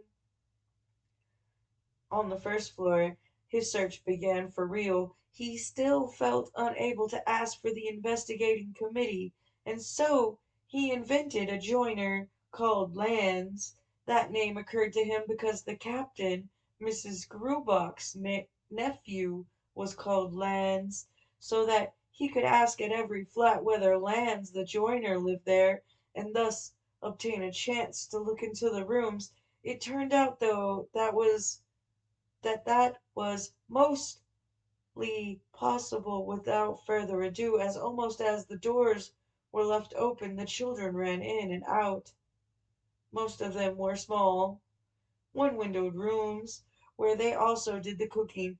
Many women held babies in one arm and worked at the stove with the other, half-grown girls who seemed to be dressed in just their pinafores worked hardest, running to and fro. In every room the beds were still in use by people who were ill or still asleep, or people stretched out on them in their clothes. Kay knocked at the flats where the doors were closed and asked whether Lance the joiner lived there. It was usually a woman who opened the door, heard the inquiry, and turned to somebody in the room who would raise himself from the bed. The gentleman asking if a joiner called Lands lives here. A joiner called Lands? He would ask from the bed. That's right, Kay would say, although it was clear that the investigating committee was not to be found there, and so his task was at an end. There were many who thought it must be very important for Kay to find Lands the joiner, and thought long about it, naming a joiner who was not called Lands, or giving name that had some vague similarity with Lands, or they asked neighbors, or accompanied Kay to a door a long way away where they thought someone of that sort might live, in the back part of the building, or where someone would be who could advise Kay better than they could themselves. Kay eventually had to give up, asking if he did not want to be led around all around from floor to floor in this way. He regretted his initial plan, which had at first seemed so practical to him. As he reached the fifth floor, he decided to give up his search, took his leave of a friendly young worker who wanted to lead him on still further, and went down the stairs. But then the thought of how much time he was wasting made him cross. He went back again and knocked on the first door on the fifth floor. The first thing he saw in the small room was a large clock on the wall, which already showed 10 o'clock. "Is there a joiner called Lands who lives here?" he asked. "Pardon," said a young woman with black shining eyes, who was at the moment washing children's underclothes in a bucket. She pointed her wet hands towards the door open of the adjoining room. Kay thought he had stepped into a meeting. A medium-sized two-window room was filled with the most diverse crowd of people. Nobody paid any attention to the person who had just entered. Close under its ceiling it was surrounded by a gallery which was also fully occupied, and where the people could only stand bent down with their heads and their backs touching the ceiling. Kay, who found the air too stuffy, stepped out again and said to the young woman, who had probably misunderstood what he had said, I asked for a joiner, someone by the name of Lance. Yes, said the woman, please go on in. Kay would probably not have followed her if the woman had not gone up to him, taken hold of the door handle, and said, I'll have to close the door after you. No one else will be allowed in. Very sensible, said Kay, but it's too full already. But then he went back in anyways. He passed through between two men who were talking besides the door. One of them held both hands far out in front of himself, making the movements of counting out money. The other looked him closely in the eyes, and someone took him by the hand. It was a small, red-faced youth. Come in, he said. Kay let himself be led by him, and it turned out that there was, surprisingly, in a deep, densely packed crowd of people moving to and fro, a narrow passage, which may have been the division between two factions. This idea was reinforced by the fact that in the first few rows, to the left and the right of him, there was hardly any face looking in his direction. He saw nothing but the backs of people directing their speech and their movements only towards members of their own side. Most of them were dressed in black, in old, long, formal frock coats that hung down loosely around them. These clothes were the only thing that puzzled Kay, as he would otherwise have taken the whole assembly for a local political meeting. At the other end of the hall where Kay had been led, there was a little table set at an angle on a low podium, which was as overcrowded as everywhere else. And behind the table, near the edge of the podium, sat a small, fat, wheezing man who was talking with someone behind him. This second man was standing with his legs crossed and his elbows on the backrest of a chair, provoking much laughter. From time to time he threw his arm in the air as if doing a caricature of someone. The youth who was leading Kay had some difficulty in reporting to the man he had already tried twice to tell him something, standing on tiptoe, but without getting the man's attention as he sat there above him. It was only when one of the people up on the podium drew his attention to the youth that the man turned to him, leant down to hear what it was he quietly said. Then he pulled out his watch and quickly looked over at Kay. You should have been here 1 hour and 5 minutes ago, he said. Kay was going to give him a reply, but had no time to do so. As hardly had the man spoken than a general muttering arose all over the right-hand side of the room. Hall. You should have been here 1 hour and 5 minutes ago, the man now repeated, raising his voice this time, and quickly looking round the hall beneath him. The muttering also became immediately louder, and as the man said nothing more, died away only gradually. Now the hall was much quieter than when Kay had entered. Only the people up in the gallery had not stopped passing remarks, and as far as could be distinguished up in the half darkness, dust, and haze, they seemed to be less well dressed than those below. Many of them had brought pillows that they had put between their heads and the ceiling, so that they would not hurt themselves pressed against it. Kay had decided he would do more watching than talking, so he did not defend himself for supposedly having come late, and simply said, well, maybe I have arrived late. I am here now. There followed loud applause, once more from the right-hand side of the hall.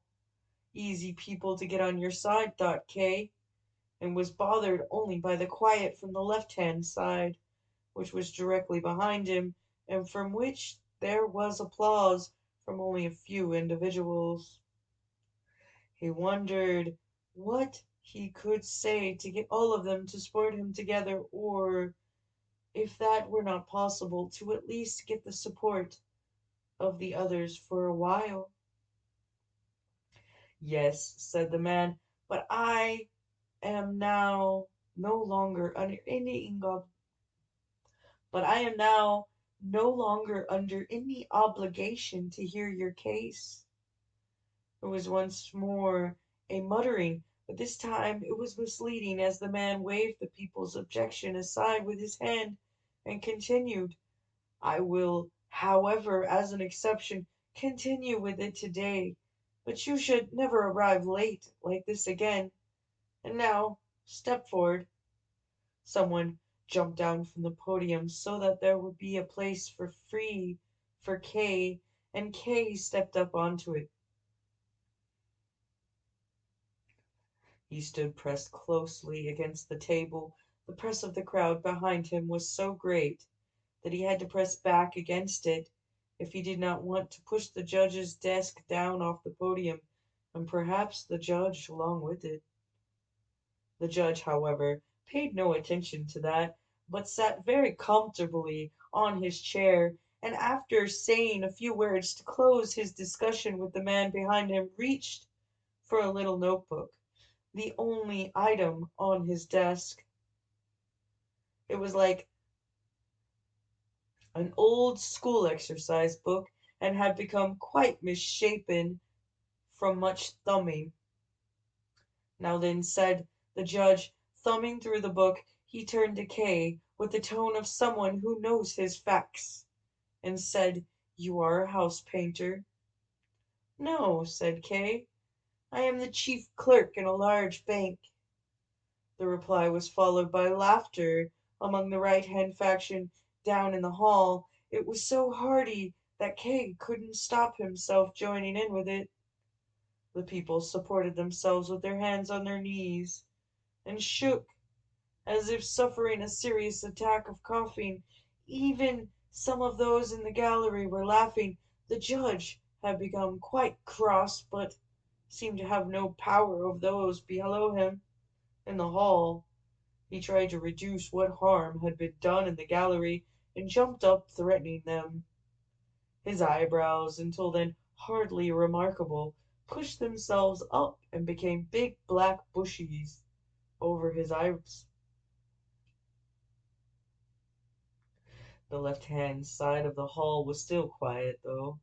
The people stood there in rows, with their faces looking towards the podium, listening to what was being said there. They observed the noise from the other side of the hall with the same quietness, and even allowed some individuals from their own ranks here and there to go forward into the other faction.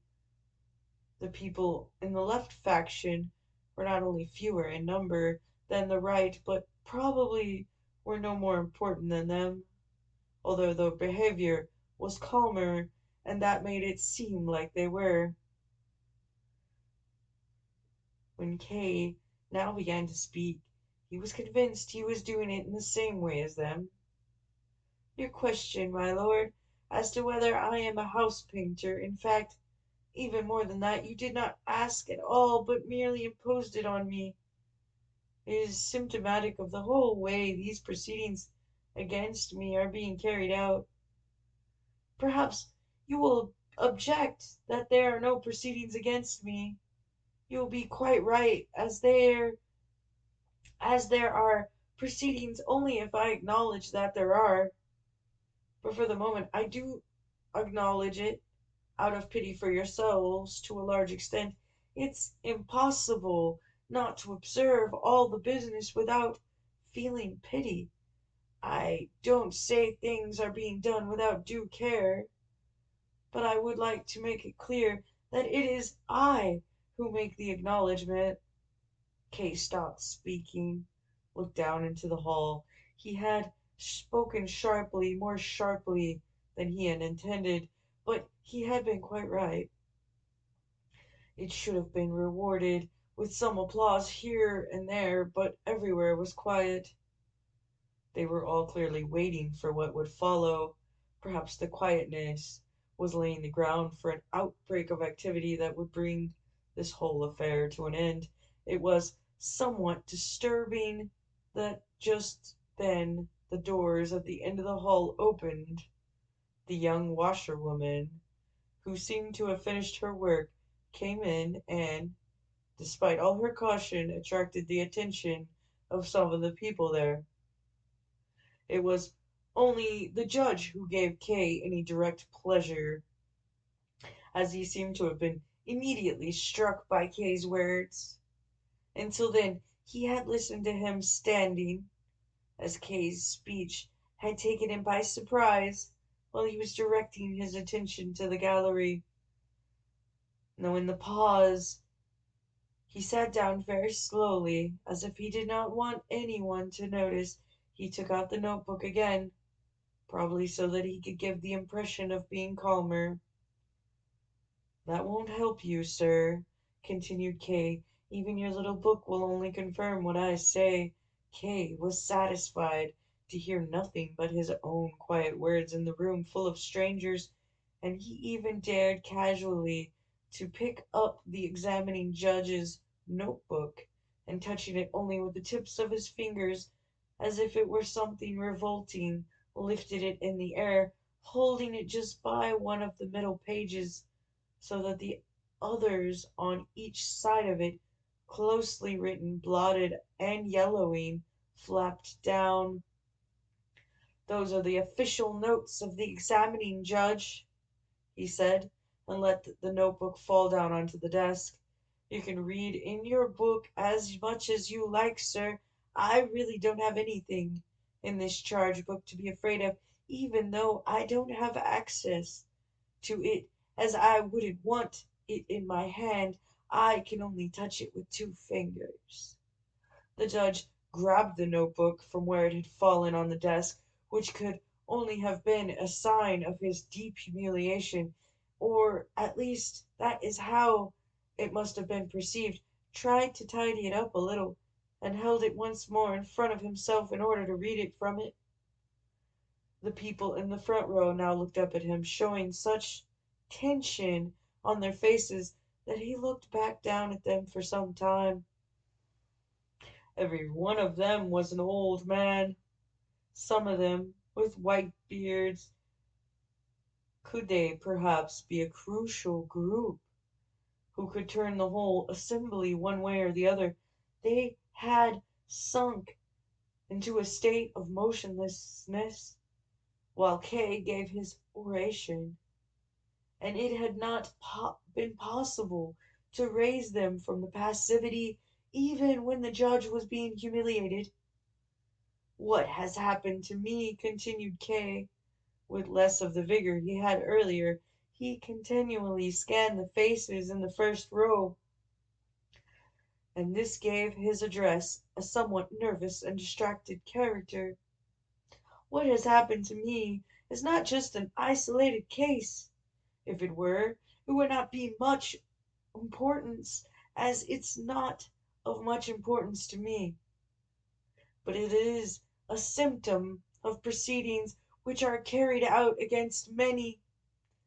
It is on behalf of them that I stand here now, not for myself alone."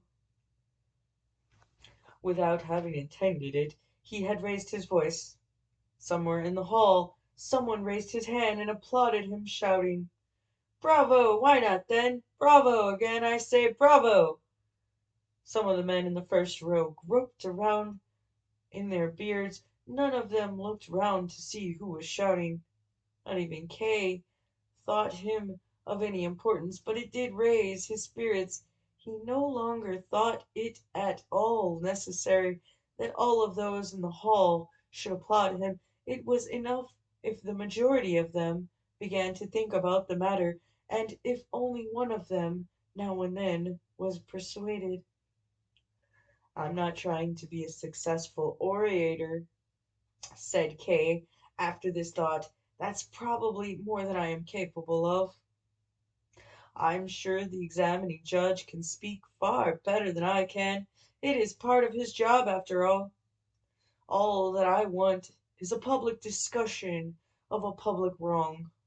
Listen, 10 days ago I was placed under arrest. The arrest itself is something I laugh about, but that's beside the point. They came for me in the morning when I was still in bed. Maybe the order had been given to arrest some house painter. That seems possible after what the judge has said. Someone who is as innocent as I am, but it was me they chose. There were two police thugs occupying the next room. They could not have taken better precautions if I had been a dangerous robber. And these policemen were unprincipled riffraff. They talked at me till I was sick of it. They wanted bribes. They wanted to trick me into giving them my clothes. They wanted money, supposedly so that they could bring me my breakfast after they had blatantly eaten my own breakfast in front of my eyes. And even that was not enough. I was led in front of the supervisor in another room. This was the room of a lady who I have a lot of respect for, and I was forced to look on while the supervisor and the policeman made quite a mess of the room because of me, although not through any fault of mine. It was not easy to stay calm, but I managed to do so, and was completely calm when I asked the supervisor why it was that I was under arrest. If he were here, would have to confirm what I say. I can see him now, sitting on the chair belonging to the lady I mentioned. A picture of dull-witted arrogance. What do you think he answered? What he told me, gentlemen, was basically nothing at all. Perhaps he really did know nothing. He had placed me under arrest and was satisfied. In fact, he had done more than that, and brought three junior employees from the bank where I work into the lady's room. They had made themselves busy interfering with some photographs that belonged to the lady and causing a mess. There was, of course, another reason for bringing these employees. They, just like my landlady and her maid, were expected to spread the news of my arrest and damage my public reputation, and in particular to remove me from my position at the bank. Well, they didn't succeed in any of that, not in the slightest. Even my landlady, who was quite a simple person, and I will give you here her name in full respect. Her name is Miss Grubach. Even Mrs. Grubach was understanding enough to see that an arrest like this has no more significance than an attack carried out on the street by some youths who were not kept under proper control. I repeat, this whole affair has caused me nothing but unpleasantness and temporary irritation. But could it not also have had some far worse consequences? Kay broke off here and looked at the judge, who said nothing. As he did so, he thought he saw the judge use a movement of his eyes to give a sign to someone in the crowd. Kay smiled and said, and now the judge, right next to me, has given a secret sign to someone among you. There seems to be someone among you who is taking directions from above. I don't know whether the sign is meant to produce booing or applause, but I'll resist trying to guess what its meaning is too soon. It really doesn't matter to me, and I give his lordship, the judge, my full and public permission to stop giving secret signs to his paid subordinate down there, and give his orders in words next time. Let him just say boo now, and then the next time clap now. Whether it was embarrassment or impatience, the judge rocked back and forwards in his seat. The man behind him, who he had been talking with earlier, leant forward again, either to give him a few general words of encouragement or some specific piece of advice. Below them in the hall, the people talked to each other quietly but animately. The two factions had earlier seemed to hold views strongly opposed to each other, but now they began to intermingle. A few individuals pointed up at Kay, others pointed at the judge. The air in the room was foggy and extremely oppressive.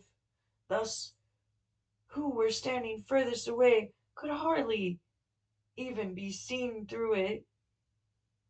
It must have been especially troublesome for those visitors who were in the gallery, as they were forced to quietly ask the participant in the assembly what exactly was happening, albeit with timid glances to the judge. The replies they received were just as quiet, and given behind the protection of a raised hand. I have nearly finished what I have to say, said Kay, and as there was no bell available, he struck the desk with his fist in the way that startled the judge and his advisers and made them look up from each other. None of this concerns me, and I am therefore able to make a calm assessment of it. And assuming that this so-called court is of any real importance, it will be very much to your advantage to listen to what I have to say. If you want to discuss what I say, please don't bother to write it down until later on. I don't have any time to waste, and I'll soon be leaving. There was immediate silence, which showed how well Kay was in control of the crowd. There were no shouts among them as there had been at the start. No one even applauded, but if they weren't already persuaded, they seemed very close to it. Kay was pleased at the tension among all the people there as they listened to him. A rustling rose from the silence, with which was more invigorating than the most ecstatic applause could have been. There is no doubt, he said quietly, that there is some enormous organization determining what is said by this court. In my case, this includes my arrest and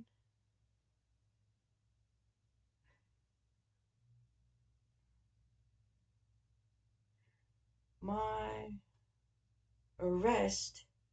In my case, this includes my arrest and the examination taking place here today. An organization that employs policemen who can be bribed, oafish supervisors, and judges, of whom nothing better can be said than that they are not as arrogant as some others. This organization even maintains a high-level judiciary, along with its train of countless servants, scribes, policemen, and all the other assistance that is needed. Perhaps even executioners and torturers. I'm not afraid of using those words. And what, gentlemen, is the purpose of this enormous organization? Its purpose is to arrest innocent people and wage pointless prosecutions against them, which, as in my case, led to no result. How are we to avoid those in office becoming deeply corrupt when everything is devoid of meaning? That is impossible. Not even the highest judge would be able to achieve that for himself. That is why policemen try to steal the clothes off the backs of those they arrest. That is why supervisors break into the homes of people they do not know. That is why innocent people are humiliated in front of crowds rather than be given a proper trial. The policemen only talk about the warehouses where they put the property of those they arrest. I would like to see these warehouses where the hard-won possessions of people under arrest is left to decay. If, that is, it's not stolen by the thieving hands of the warehouse workers. Kay was interrupted by a screeching from the far end of the hall. He shaded his eyes to see that far. as the dull light of the day made the smoke whitish and hard to see through. It was the washerwoman, whom Kay had recognized as a likely source of disturbance as soon as she had entered. It was hard to see now whether it was her fault or not. Kay could only see that a man had pulled her into the corner by the door and was pressing himself against her. But it was not her who was screaming, but the man. He had opened his mouth wide and looked up to the ceiling. A small circle had formed around the two of them. The visitor near in the gallery seemed delighted that the serious tone Kay had introduced into the gathering had been disturbed in this way. Kay's first thought was to run over there, and he also thought that everyone would want to bring things back into order there, or at least to make the pair leave the room. But the first row of people in front of him stayed where they were. No one moved, and no one let Kay through. On the contrary, they stood in his way. Old men held out their arms in front of him, and a hand from somewhere he did not have the time to turn around took hold of his collar. Kay, by this time, had forgotten about the pair. It seemed to him that his freedom was being limited, as if his arrest was being taken seriously, and without any thought for what he was doing, he jumped down from the podium. Now he stood face to face with the crowd. He had judged the people properly. Had he put too much faith into the effect of his speech? Had they been putting up a pretense all this time he had been speaking? And now that he come to the end and to what must follow, were tired of pretending. What faces they were all around him! Dark little eyes, flickering here and there, cheeks drooped down like a drunken man. Their long beards were thin and stiff. If they took hold of them, it was more like they were making their hands into claws, not as if they were taking hold of their beards, but underneath those beards. And this was the real discovery made by Kay. There were badges of various sizes and colors shining on the collars of the coats. As far as he could see, every one of them was wearing one of these badges. All of them belonged to the same group,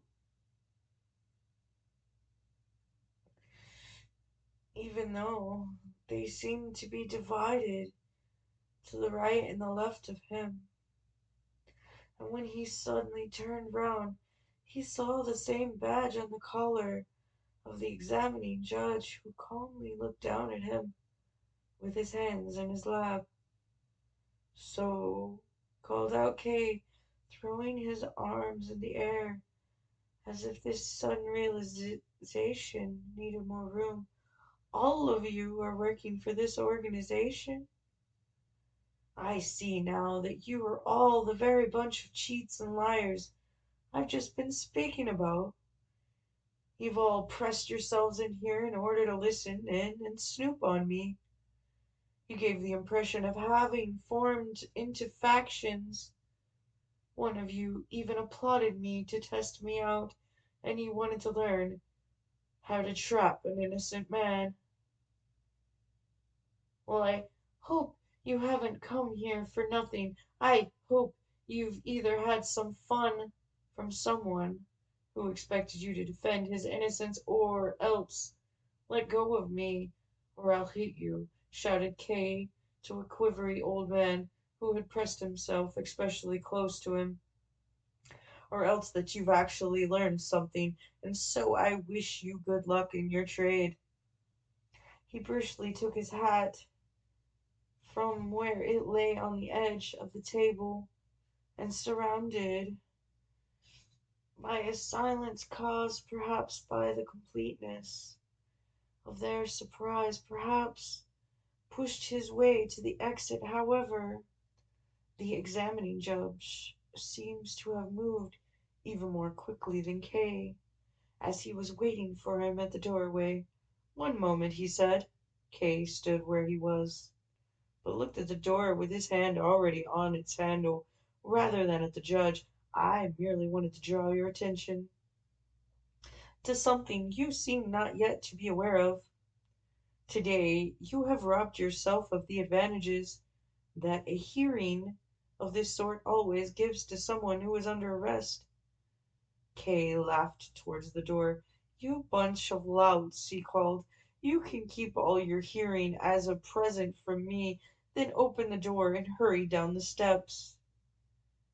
Behind him the noise of the assembly rose, as it became lively once more, and probably began to discuss the events as if making a scientific study of them.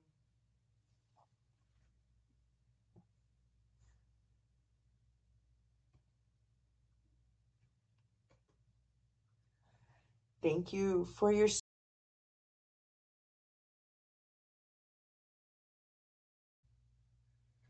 The Trial. Franz Kafka, Part 2. Chapter 3. In the empty courtroom, the student, the offices. Every day over the following week, Kay expected another summons to arrive. He could not believe that his rejection of any more hearings had been taken literally, and when the expected summons really had not come by Saturday evening, he took it to mean that he was expected, without being told, to appear at the same place at the same time. So on Sunday he set out once more in the same direction, going without hesitation up the steps and through the corridors. Some of the people remembered him and greeted him from their doorways, but he no longer needed to ask anyone the way, and soon arrived at the right door.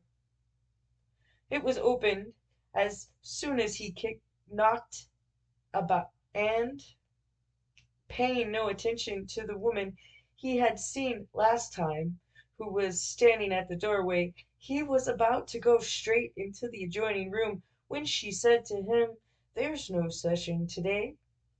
"What do you mean, no session?" he asked, unable to believe it, but the woman persuaded him by opening the door to the next room. It was indeed empty, and looked even more dismal empty than it had the previous Sunday. On the podium stood the table as it had been before, with a few books laying on it.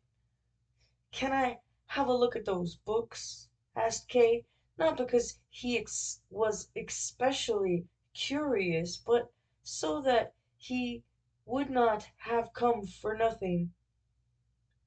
"No," said the woman, as she recrossed the door, "that's not allowed. Those books belong to the examining judge." "I see," said Kay, and nodded. "Those books must be law books. And that's how this court does things. Not only to try people who are innocent, but even to try them without letting them know what's going on."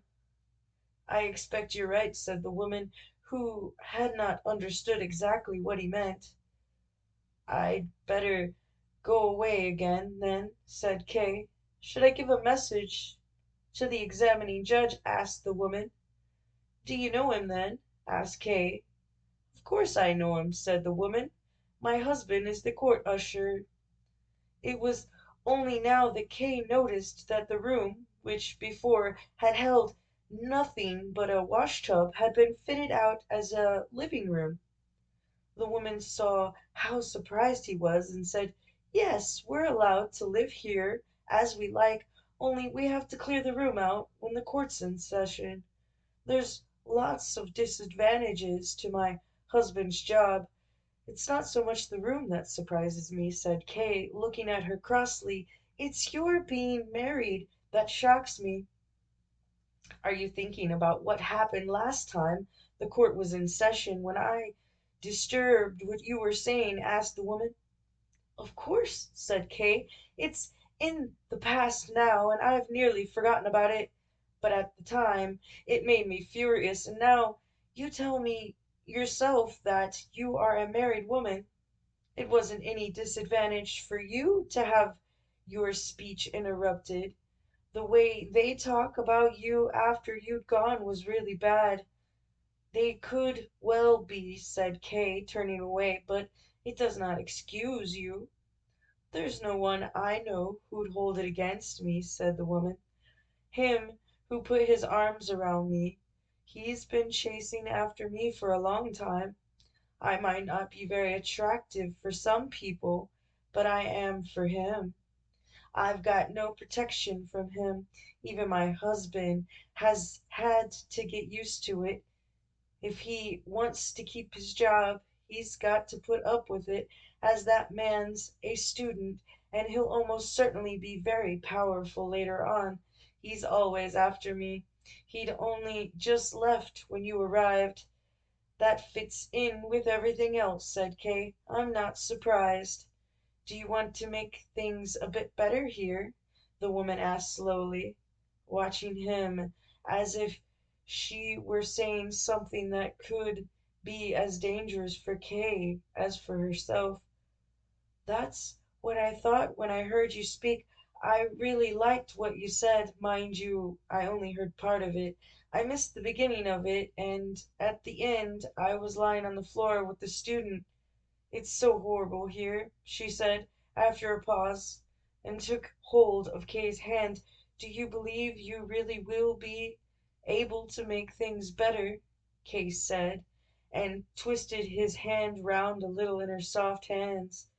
It's really not my job to make things better here, as you put it, he said. And if you said that to the examining judge, he would laugh at you or punish you for it. I really would not have become involved in this matter if I could have helped it, and I would have lost no sleep worrying about how this court needs to be made better. But because I'm told that I have been arrested and I am under arrest, it forces me to take some action and to do so for my own sake. However, if I can be of more service to you in the process, I will, of course, be glad to do so, and I will be glad to do so not only for the sake of charity, but also because you can be of some help to me. How could I help you then? Said the woman. You could, for example, show me the books on the table there. Yes, certainly, the woman cried, and pulled Kay along behind her as she rushed to them. The books were old and well worn. The cover of one of them had nearly broken through in its middle, and it was held together with a few threads. Everything is so dirty here, said Kay, shaking his head, and before he could pick the books up, the woman wiped some of the dust off with her apron. Kay took hold of the book that lay on top and threw it open.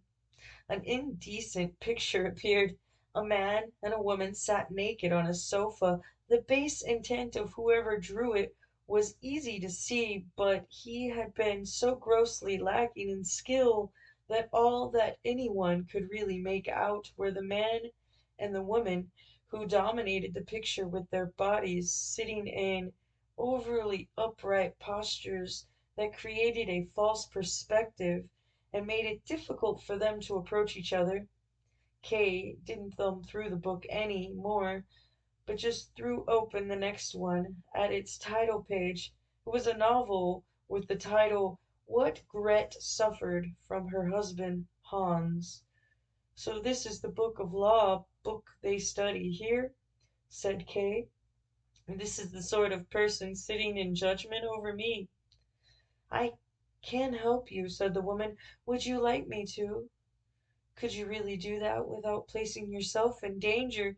You did so say earlier on that your husband is wholly dependent on his superiors. I still want to help you, said the woman. Come over here. We've got to talk about it. Don't say any more about what danger I'm in. I only fear danger where I want to fear it. Come on over here. She pointed to the podium and invited him to sit down on the step with her.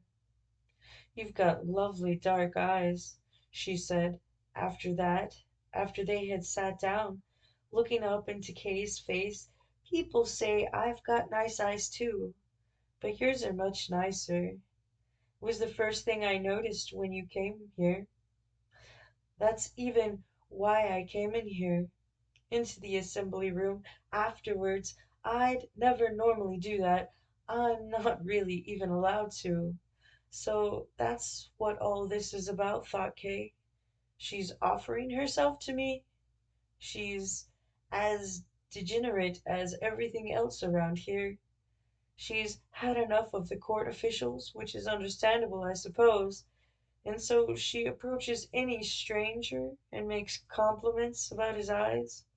With that, Kay stood up in silence, as if he had spoken his thoughts out loud and thus explained his actions to the woman. "I don't think you can be of any assistance to me," he said.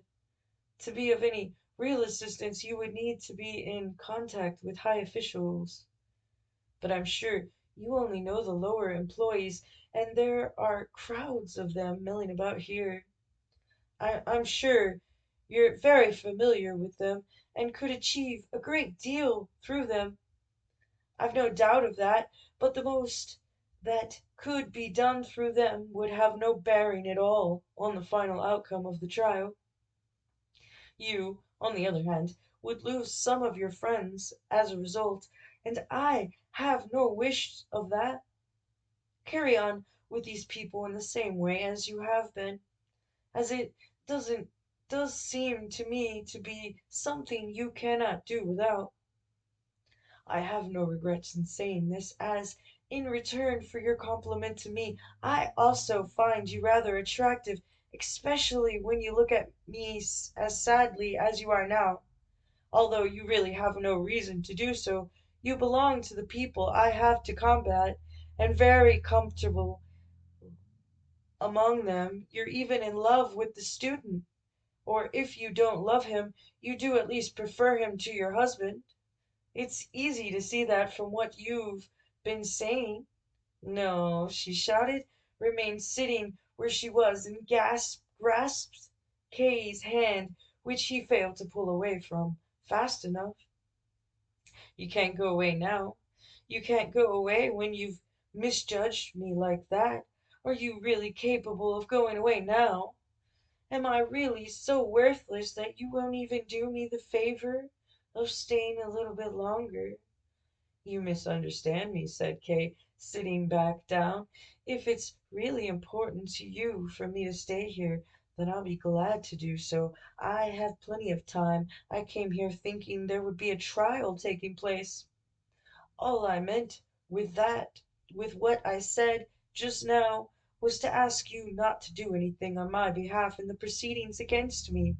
But even that is nothing for you to worry about, when you consider that there's nothing hanging on the outcome of this trial, and that whatever the verdict, I will just laugh at it, and that's even presupposing it ever even reaches any conclusion, which I very much doubt.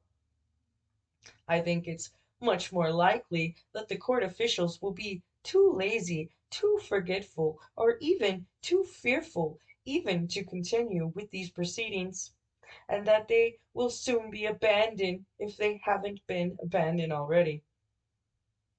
It's even possible that they will pretend to be carrying on with the trial in the hope of receiving a large bribe, although I can tell you now that that will be quite in vain, as I pay bribes to no one.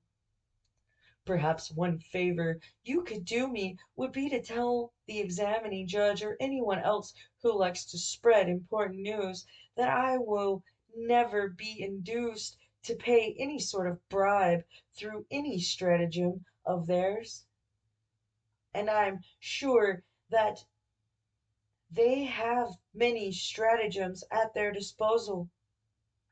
This is no prospect of that. You can tell that quite openly.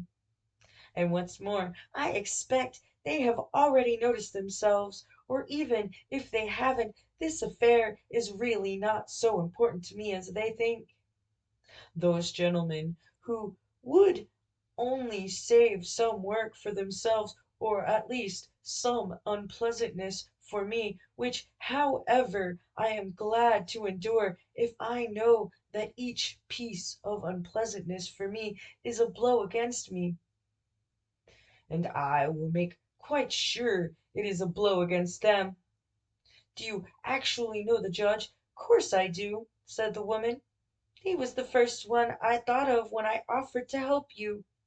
I didn't know he's only a minor official, but if you say so, it must be true.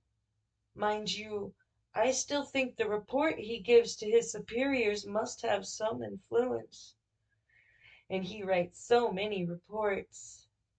You see, these officials are lazy, but they're certainly not all lazy, especially this examining judge. He writes ever such a lot. Last Sunday, for instance, that session went on until the evening. Everyone had gone but the examining judge. He stayed in the hall. I had to bring him a lamp and all. All I had was a little kitchen lamp, but he was very satisfied with it and started to write straight away. Meantime my husband arrived. He always has the day off on Sunday. We got the furniture back in and got our room sorted out, and then a few of the neighbors came. We sat and talked for a bit by a candle. In short, we forgot oil about the examining judge and went to bed. All of the sudden in the night, it must have been quite late in the night, I wakes up next to the bed. There's the examining judge, shading the lamp with his hand so that there's no light from it falls on my husband. He didn't need to be as careful as that. The way my husband sleeps the night light wouldn't have woken him up anyway. I was quite shocked and nearly screamed, but the judge was very friendly. Warned me I should be careful. He whispered to me he's been writing all this time, and now he's brought me the lamp back, and he'll never forget how I looked when he found me there asleep.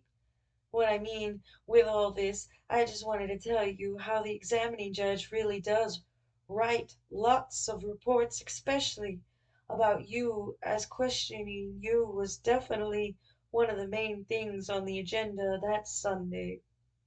If he writes reports as long as they must be of some importance, and besides all that, you can see from the happened that the examining judge is after me, and it's right now, when he's first begun to notice me, that I can have a lot of influence on him.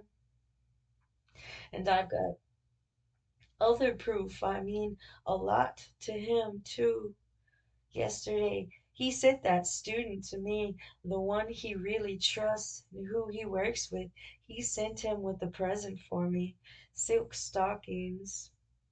He said it was because I clear up in the courtroom, but that's only a pretense. That job's no more than what I'm supposed to do. It's what my husband gets paid for. Nice stockings they are, look. She stretched out her leg, drew her skirt up to her knee, and looked herself at the stocking. They are nice stockings, but they're too good for me, really. She suddenly interrupted herself and laid her hand on Kay's as if she wanted to calm him down, and whispered, "Be quiet, Berthold is watching us." Kay slowly looked up. In the doorway to the courtroom stood a young man. He was short, his legs were not quite straight, and he continually moved his fingers round in a short, thin red beard, with which he hoped to make himself look dignified. Kay looked at him with some curiosity. He was the first student he had ever met of the unfamiliar discipline of jurisprudence, face to face at least, a man who would even most likely attain high office one day. The student, in contrast, seemed to take no notice of Kay at all. He merely withdrew his fingers from his beard long enough to beckon to the woman, and went over to the window. The woman leant over to Kay and whispered, "Don't be cross with me. Please don't. And please don't think ill of me either. I've got to go to him now. To this horrible man. Just look at his bent legs. But I'll come straight back and then I'll go with you if you'll take me. I'll go wherever you want. You can do whatever you like with me. I'll be happy if I can be away from here for as long as possible. It'd be best if I could get away from here for good. She stroked Kay's hand once more, jumped up, and ran over to the window. Before he realized it, Kay grasped for her hand, but failed to catch it. He really was attracted to the woman, and even after thinking hard about it, could find no good reason why he should not give in to her allure. It briefly crossed his mind that the woman meant to entrap him on behalf of the court, but that was an objection he had no difficulty in fending off. In what way could she entrap him?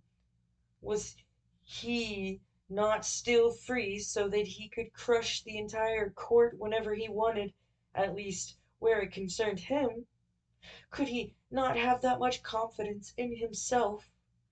And her offer to help sounded sincere, and maybe it wasn't quite worthless.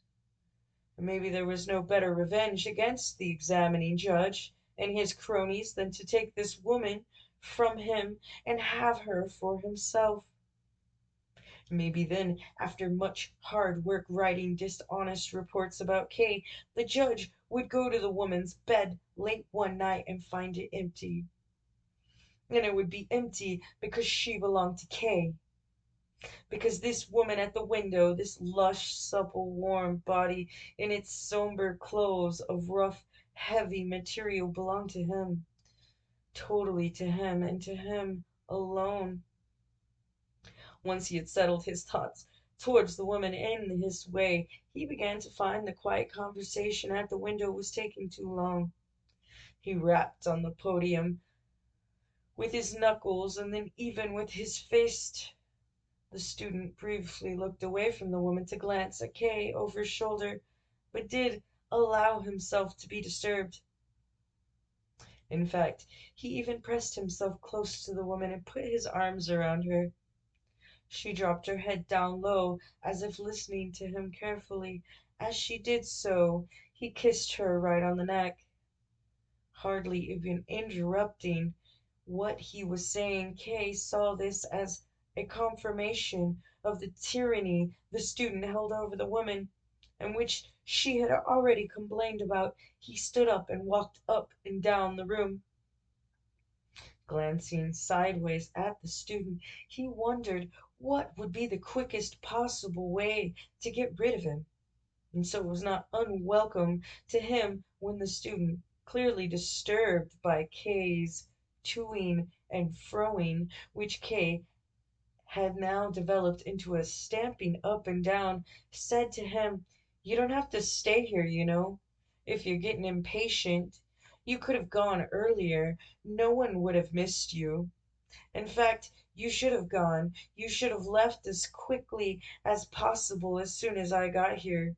This comment could have caused all possible rage to break out between them, but Kay also bore in mind that this was a prospective court official speaking to a disfavored defendant, and he might as well have been taking pride in speaking in this way. Kay remained standing quite close to him, and said with a smile, "You're quite right. I am impatient, but the easiest way to settle this impatience would be if you left us. On the other hand, if you've come here to study, you are a student, I hear. I'll be quite happy to leave the room to you and go away with the woman.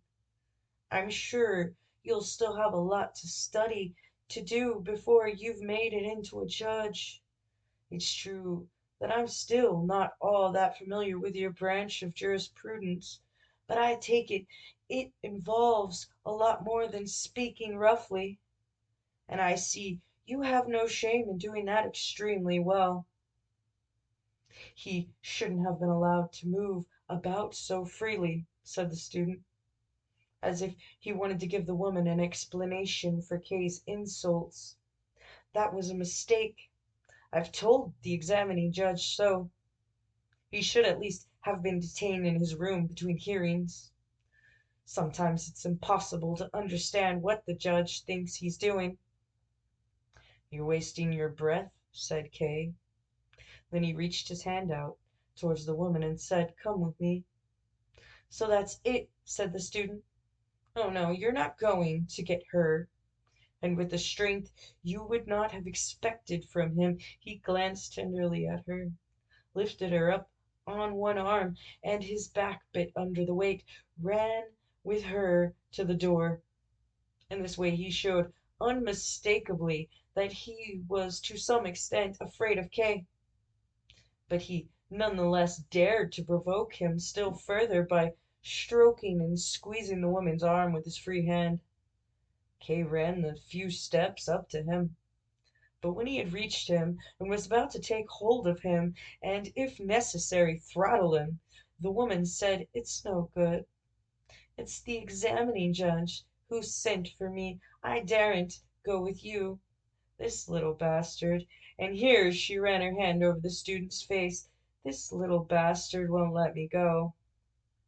"And you don't want to be set free," shouted Kay, laying his hand on the student's shoulder, who then snapped at it with his teeth. "No," shouted the woman, pushing Kay away with both hands. "No, no, don't do that. What'd you think you were doing? That'd be the end of me. Let go of him. Please just let go of him. He's only carrying out the George's orders. He's carrying me to him." "Let him take you, then. Then I want to see nothing more of you," said Kay, enraged by his disappointment, and giving the student a thump in the back, so that he briefly stumbled, and then, glad that he had not fallen, immediately jumped up all the higher with his burden. Kay followed them slowly. He realized that this was the first unambiguous setback he had suffered from these people. It was, of course, nothing to worry about. He accepted the setback only because he was looking for a fight. If he stayed at home and carried on with his normal life, he would be 1,000 times superior to these people, and could get any of them out of his way just with a kick. And he imagined the most laughable scene possible as an example of this, if this contemptible student, this inflated child, this knock-kneed Redbeard, if he were kneeling at Elsa's bed, wringing his hands and begging for forgiveness. Kay so enjoyed imagining this scene that he decided to take the student along to Elsa with him, if ever he should get the opportunity. Kay was curious to see where the woman would be taken, and he hurried over to the door. The student was not likely to carry her through the streets on his arm. It turned out that the journey was far shorter. Directly opposite the flat there was a narrow flight of wooden steps which probably led up to the attic. They turned as they went, so that it was not possible to see where they ended. The student carried the woman up the steps, and after the exertions of running with her, he was soon groaning and moving very slowly. The woman waved down at Kay, and by raising and lowering her shoulders she tried to show that she was an innocent party in this abduction, although the gesture did not show a lot of regret. Kay watched her with an expression like a stranger. He wanted to show neither that he was disappointed nor that he would easily get over his disappointment. The two of them had disappeared, but Kay remained standing in the doorway. He had to accept that the woman had not only cheated him, but that she had also lied to him when she said she was being taken to the examining judge. The examining judge certainly wouldn't be sitting and waiting in the attic. The wooden stairs would explain nothing to him, however long he stared at them. Then Kay noticed a small piece of paper next to them, went across to it and read. in a childish and unpracticed hand entrance to the court offices. Were the court offices here, in the attic of this tenement, then? If that was how they were accommodated, it did not attract much respect, and it was some comfort for the accused to realize how little money this court had at its disposal if it had to locate its offices in a place where the tenants of the building, who were themselves among the poorest of people, would throw their unneeded junk. On the other hand, it was possible that the officials had enough money, but that they squandered it on themselves rather than use it for the court's purposes. Going by Kay's experience of them so far, that even seemed probable, except that if the court were allowed to decay in that way, it would not just humiliate the accused, but also give him more encouragement than if the court were simply in a state of poverty. Kay also now understood that the court was ashamed to summon those it accused to the attic of this building for the initial hearing, and why it preferred to impose upon them in their own homes. What a position it was that Kay found himself in. Compared with the judge sitting up in the attic, Kay at the bank had a big office with a anteroom and had an enormous window through which he could look down at the activity in the square. It was true, though, that he had no secondary income from bribes and fraud, and he couldn't tell a servant to bring him a woman up to the office on his arm. Kay, however, was quite willing to do without such things, in this life at least. Kay was still looking at the notice when a man came up the stairs looking through the open door into the living room, where it was also possible to see the courtroom, and finally asked Kay whether he had just seen a woman there. "You're the court usher, aren't you?" asked Kay. "That's right," said the man. "Oh, yes, you're Defendant K. I recognize you now as well. Nice to see you here." And he offered Kay his hand, which was far from what Kay had expected, and when Kay said nothing, he added, "There's no court session planned for today, though." "I know that," said Kay, as he looked at the usher's civilian coat, which, beside its ordinary buttons, displayed two gilded ones as the only sign of his office, and seemed to have been taken from an old army officer's coat. "I was speaking with your wife a little while ago." "She is no longer here. The student has carried her off to the examining judge." "Listen to this," said the usher. "They're always carrying her away from me. It's Sunday today, and it's not part of my job to do any work today, but they send me off with some message, which isn't even necessary, just to get me away from her. What they do is they send me off not too far away, so that I can still hope to get back on time if I really hurry. So off I go running as fast as I can, shout the message through the crack in the door of the office I've been sent to, so out of breath they hardly be able to understand it, run back here again, but the student's been even faster than I have. Well, he's got less far to go. He's only got to run down the steps. If I wasn't so dependent on them, I'd have squashed the student against the wall here a long time ago. Right here, next to the sign. I'm always dreaming of doing that. Just here, just above the floor, that's where he's crushed onto the wall, his arms stretched out, his fingers spread apart, his crooked legs twisted round into a circle, and blood squirted all out, all around him. It's only ever been a dream so far, though." "Is there nothing else you do?" asked Kay, with a smile. "Nothing that I know of," said the usher. "And it's going to get even worse now. Up till now he's only been carrying her off for himself. Now he started carrying her off for the judge and all, just like I'd always said he would. Does your wife, then, not share some of the responsibility? Asked Kay. He had to force himself as he asked this question, as he too felt so jealous now. "Course she does," said the usher. "It's more her fault than theirs. It was her who attracted herself to him. All he did, he just chases after any woman. There's 5 flats in this block alone where he's been thrown out, after working his way in there.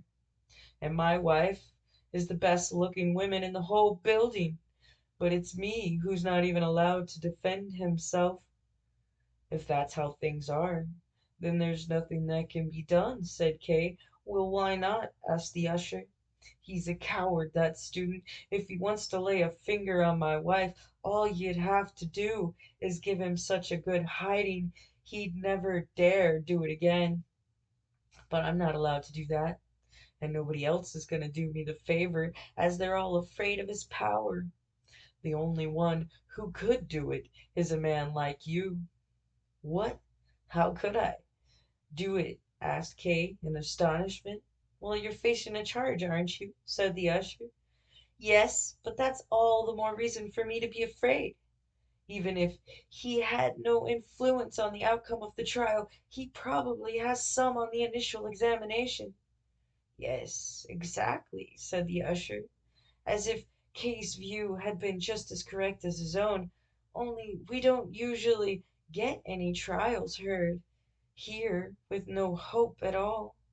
"I am not of the same opinion," said Kay, "although that ought not to prevent me from dealing with the student if the opportunity arises."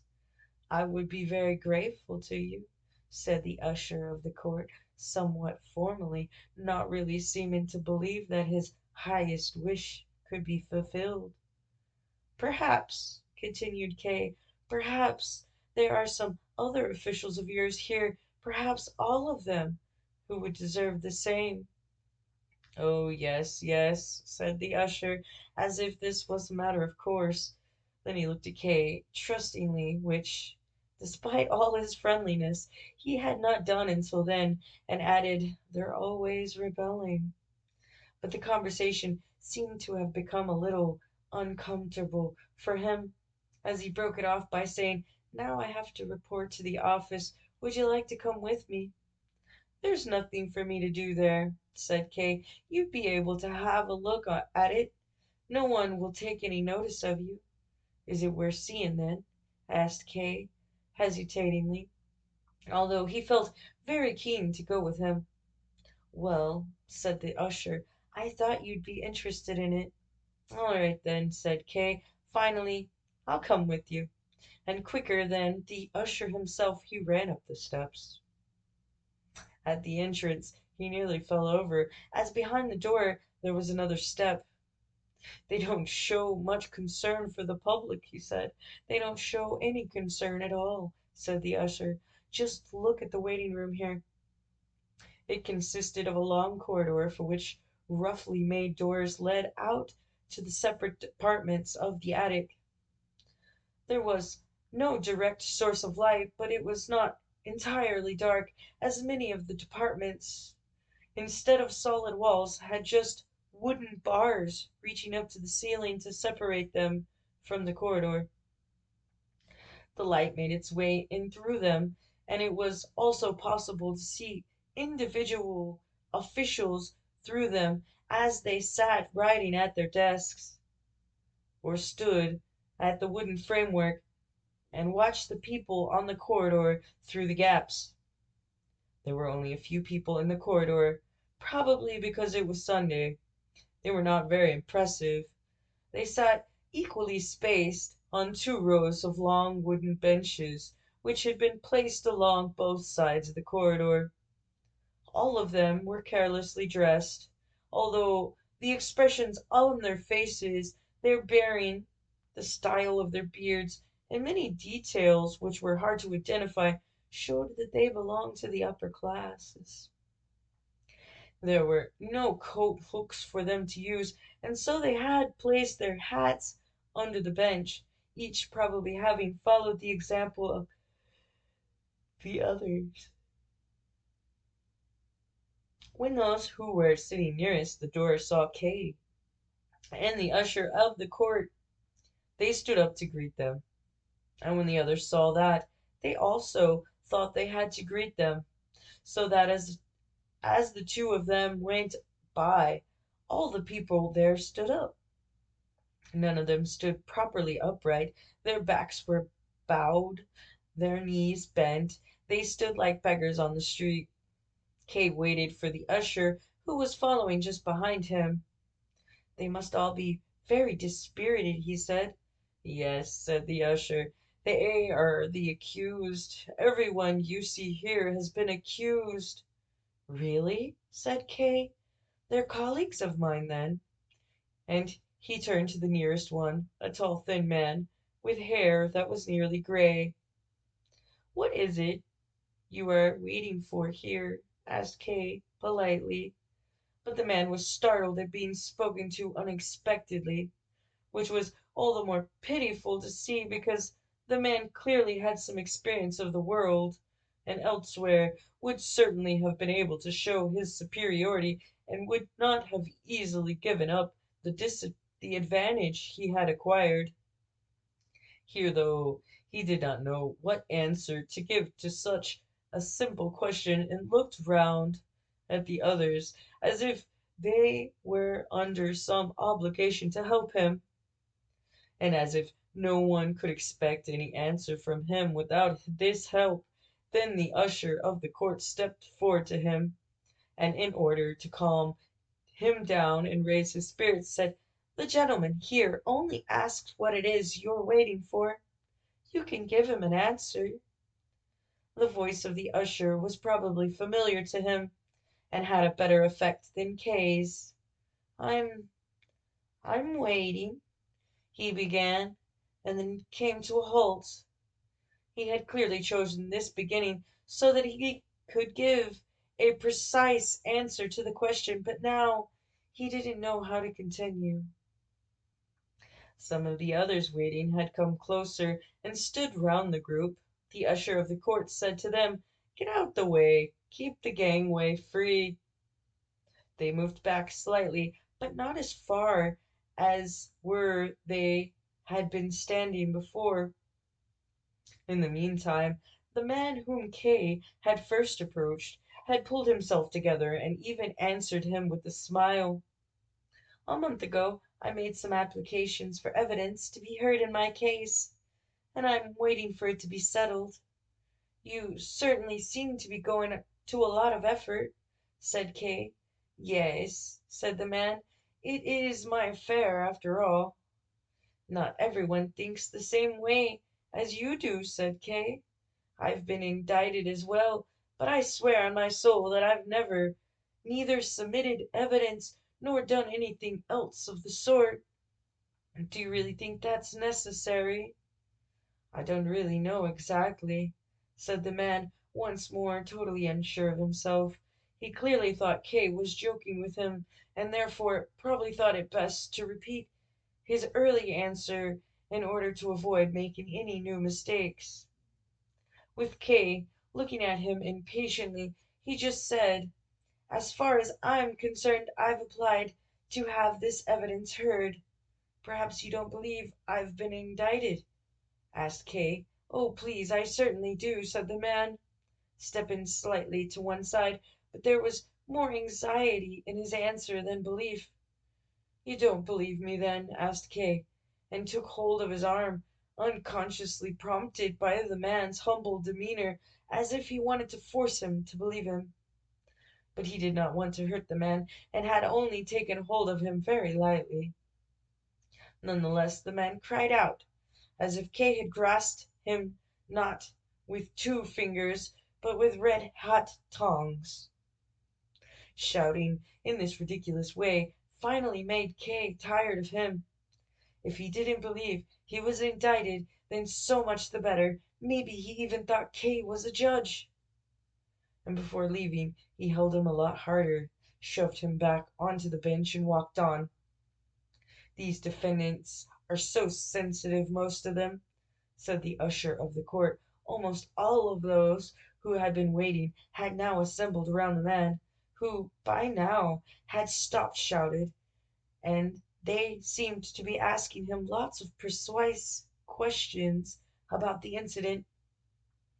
Kay was approached by a security guard, identifiably mainly by his sword, of which the scabbard seemed to be made of aluminum. This greatly surprised Kay, and he reached out for it with his hand. The guard had come because of the shouting, and asked what had been happening.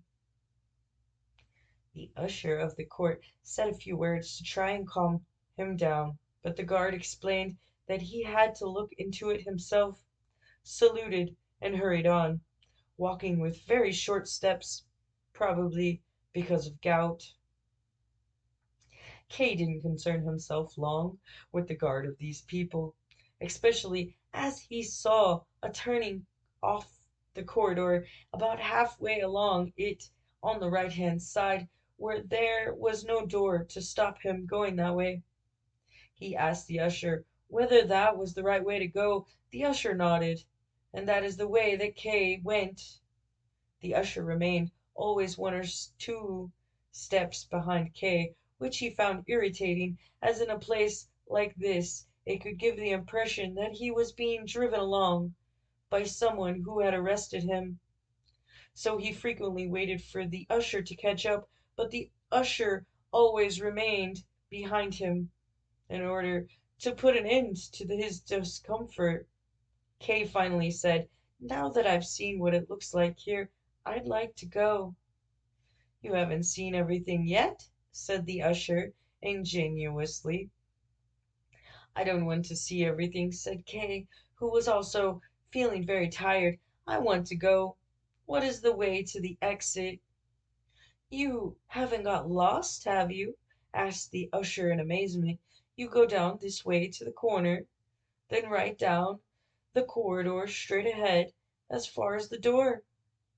"Come with me," said Kay. "Show me the way. I'll miss it. There's so many different ways here."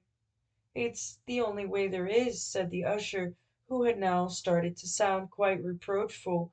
"I can't go back with you again. I've got to hand in my report, and I've already lost a lot of time because of you, as it is." "Come with me," Kay repeated, now somewhat sharper, as if he had finally caught the usher out in a lie. "Don't shout like that," whispered the usher. "There's officers all around us here. If, if you don't want to go back by yourself, come on a bit further with me, or else wait till I've sorted out my report. Then I'll be glad to go back with you again." "No, no," said Kay. "I will not wait. You must come with me now." Kay had still looked round at anything at all in the room where he found himself, and it was only when one of the many wooden doors all around him opened that he noticed it. A young woman, probably summoned by the loudness of Kay's voice, entered and asked, "What is it the gentleman wants?" In the darkness behind her there was also a man approaching. Kay looked at the usher. He had, after all, said that no one would take any notice of Kay, and now there were two people coming. It only needed a few, and everyone in the office would become aware of him, asking for explanations as to why he was there. It, the only understandable and acceptable thing to say was that he was accused of something, and wanted to know the date of his next hearing, but this was an explanation he did not want to give, especially as it was not true. He had only come out of curiosity, or else an explanation even less usable. He could say that he wanted to ascertain that the court was as revolting on the inside as it was on the outside, and it did not seem that he had been quite right in this supposition. He had no wish to intrude any deeper. He was disturbed enough by what he had seen already. He was not in the right frame of mind just then to face a high official, such as might appear from behind any door, and he wanted to go, either with the usher of the court, or if needs be, alone. But he must have seemed very odd standing there in silence, and the young woman and the usher were indeed looking at him as if they thought he would go through some major metamorphosis any second, which they didn't want to miss seeing.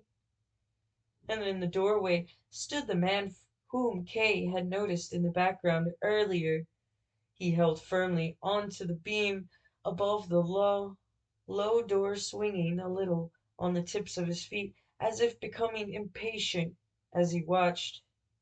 But the young woman was the first to recognize that Kay's behavior was caused by his feeling slightly unwell. She brought a chair and asked, "Would you like to sit down?" Kay sat down immediately, and in order to keep his place better, put his elbows on the armrest. "You're a little bit dizzy, aren't you?" she asked him.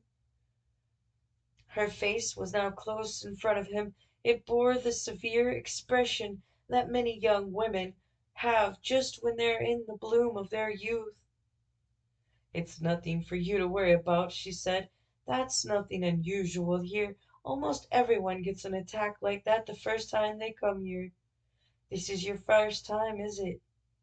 Yes, it's nothing unusual then. The sun burns down on the roof, and the hot wood makes the air so thick and heavy. It makes this place rather unsuitable for offices, whatever other advantages it might offer, but the air is almost impossible to breathe on days when there's a lot of business, and that's almost every day. And when you think that there's a lot of washing put out to dry here as well, and we can't stop the tenants doing that, it's not surprising you started to feel unwell. But you get used to the air all right in the end. When you're here for the second or third time, you'll hardly notice how oppressive the air is. Are you feeling any better now?" Kay made no answer. He felt too embarrassed at being put at the mercy of these people by his sudden weakness, and learning the reason for feeling ill made him feel not better, but a little worse. The girl noticed it straight away, and to make the air feel fresher for Kay, she took a window pole that was leaning against the wall and pushed open a small hatch directly above Kay's head that led to the outside. But so much soot fell in that the girl had to immediately close the hatch again and clean the soot off Kay's hands with her handkerchief, as Kay was too tired to do that for himself. He would have liked just to sit quietly where he was until he had enough strength to leave, and the less fuss people made about him, the sooner that would be. But then the girl said, "You can't stay here. We're in people's way here." Kay looked at her as if to ask whose way they were impeding. "If you like, I can take you to sit in the sick room," and turning to the man in the doorway, said, "Please help me." The man immediately came over to them, but Kay did not want to go to the sick room. That was just what he wanted to avoid, being led further from place to place. The further he went, the more difficult it must become. So he said, "I am able to walk now," and stood up, shaking after becoming used to sitting so comfortably. But then he was unable to stay upright. "I can't manage it," he said, shaking his head, and sat down again with a sigh.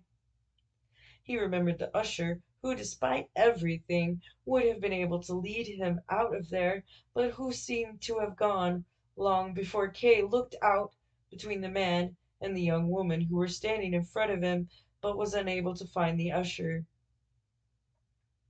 "I think," said the man, who was elegantly dressed and whose appearance was made especially impressive with a gray waistcoat that had two long, sharply tailored points, The gentleman is feeling unwell because of the atmosphere here. So the best thing, and what he would most prefer, would be not to take him to the sick room, but to get him out of the offices altogether." "That's right!" exclaimed Kay, with such joy that he nearly interrupted what the man was saying. "I'm sure that'll make me feel better straight away. I'm really not that weak. All I need is a little support under my arms. I won't cause you much trouble. It's not such a long way anyway. Lead me to the door, and then I'll sit on the stairs for a while, and soon recover, as I don't suffer from attacks like this at all. I'm surprised at it myself. I also work in an office, and I'm quite used to this office air. But here it seems to be too strong. You've said so yourselves. So please be so kind as to help me on my way a little. I'm feeling dizzy, you see, and it'll make me ill if I stand up by myself." And with that he raised his shoulders to make it easier for the two of them to take him by the arms. The man, however, didn't follow his suggestions, but just stood there with his hands in his trousers and laughed out loud. "There, you see," he said to the girl, "I was quite right. The gentleman is only unwell here, and not in general." The young woman smiled too, but lightly tapped the man's arm with the tips of her fingers as if he had allowed himself too much fun with Kay. "So what do you think, then?" said the man, still laughing. "I really do want to lead the gentleman out of here." "That's all right, then," said the girl, briefly inclining her charming head. "Don't worry too much about him laughing," said the girl to Kay, who had become unhappy once more, stared quietly in front of himself as if needing no further explanation. "This gentleman, may I introduce you?" The man gave his permission with a wave of the hand. "So this gentleman's job is to give out information. He gives all the information they need to people who are waiting. As our court and its officers are not very well known among the public, he gets asked for quite a lot of questions. He has an answer for every question. You can try him out if you feel like it. But that's not his only distinction. His other distinction is his elegance of dress. We, that's to say all of us who work in the offices here, we decided that the information giver would have to be elegantly dressed, as he continually has to deal with the litigants, and he's the first one they met, so he needs to give a dignified impression.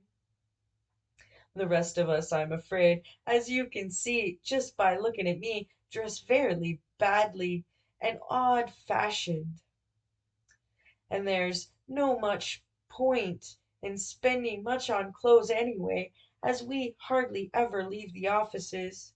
We even sleep here. But as I said, we decided that the information giver would have to have nice clothes. As the management here is rather peculiar in this respect, and they would get them for us, we had a collection. Some of the little gints contributed to it, too, and brought him these lovely clothes, and some others besides, so everything would be ready for him to give a good impression, except that he spoils it again by laughing and frightening people. "That's how it is," said the man, mocking her. "But I don't understand why it is that you're explaining all of the intimate facts to the gentleman, or rather, why it is that you're impressing them on him, as I'm sure he's not at all interested. Just look at him sitting there. It's clear he's occupied with his own affairs." Kay just did not feel like contradicting him. The girl's intentions may have been good. Perhaps she was under instruction to distract him, or to give him the chance to collect himself. But the attempt had not worked. "I had to explain to him why you were laughing," said the girl. "I suppose it was insulting." I think he would forgive even worse insults if I finally took him outside. Kay said nothing, did not even look up. He tolerated the two of them negotiating over him like an object. That was even what suited him best. But suddenly he felt the information giver's hand on one arm and the young woman's hand on the other.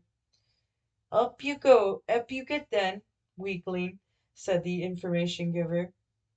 Thank you both very much, said Kay, pleasantly surprised, as he slowly rose and personally guided these unfamiliar hands to the places where he most needed support. As they approached the corridor, the girl said quietly into Kay's ear, I must seem to think it's very important to show the information giver in a good light, but you shouldn't doubt what I say. I just want to say the truth. He isn't hard-hearted. It's not really his job to help litigants outside if they're unwell, but he's doing it anyway, as you can see. I don't suppose any of us is hard-hearted. Perhaps we'd all like to be helpful, but working for the court offices, it's easiest for us to give the impression we are hard-hearted and don't want to help anyone. It makes me quite sad. Would you not like to sit down here a while? Asked the information giver. They were already in the corridor, just in front of the defendant whom Kay had spoken to earlier. Kay felt almost ashamed to be seen by him. Earlier he had stood so upright in front of him, and now he had to be supported by two others. His hat was held up and the information giver balanced on outstretched fingers. His hair was disheveled and hung down onto the sweat on his forehead, but the defendant seemed to notice nothing of what was going on and just stood there humbly, as if wanting to apologize to the information giver for being there. The information giver looked past him.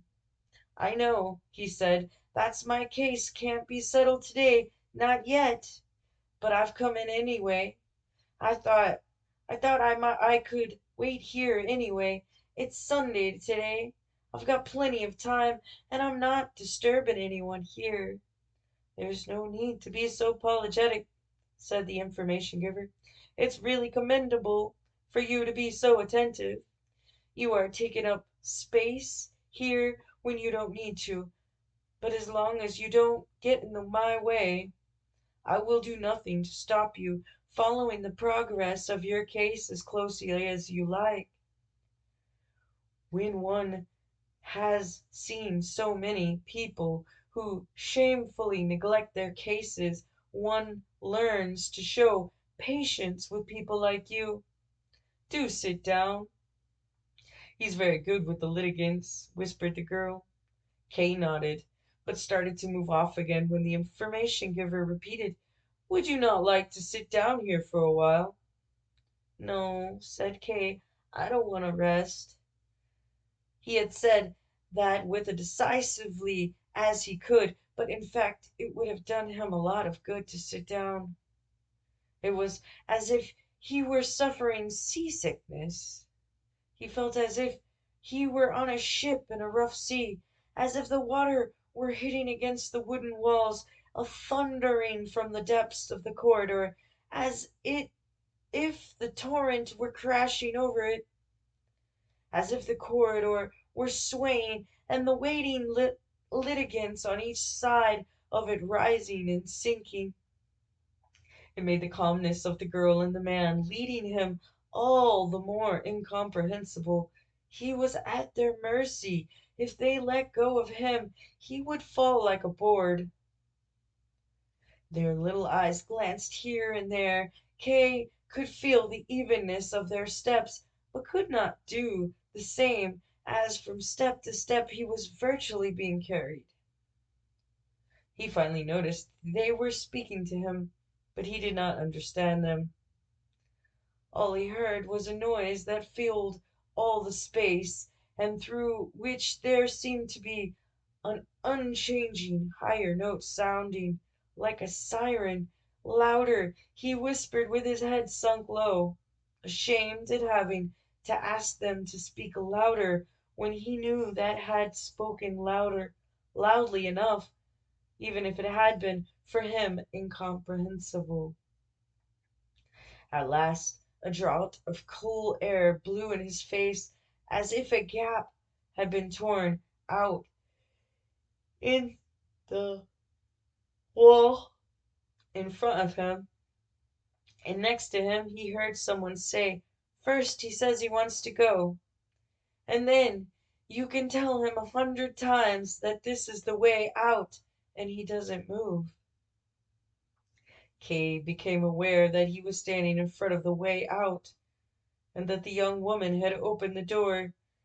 It seemed to him that all his strength returned to him at once, and to get a foretaste of freedom he stepped straight on to one of the stairs and took his leave there of his companions, who bowed to him.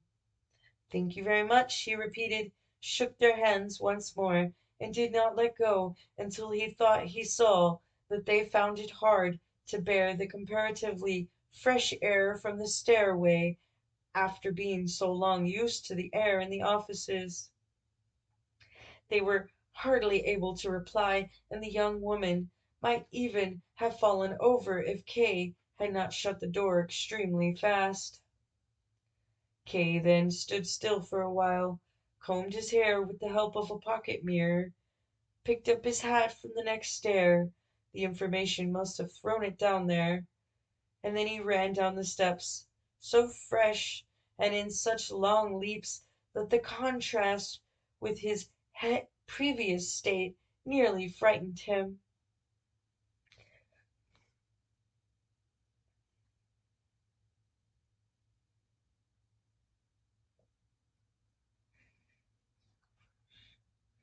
His normally sturdy state of health had never prepared him for surprises such as this. Did his body want to revolt and cause him a new trial, as he was bearing the old one with such little effort?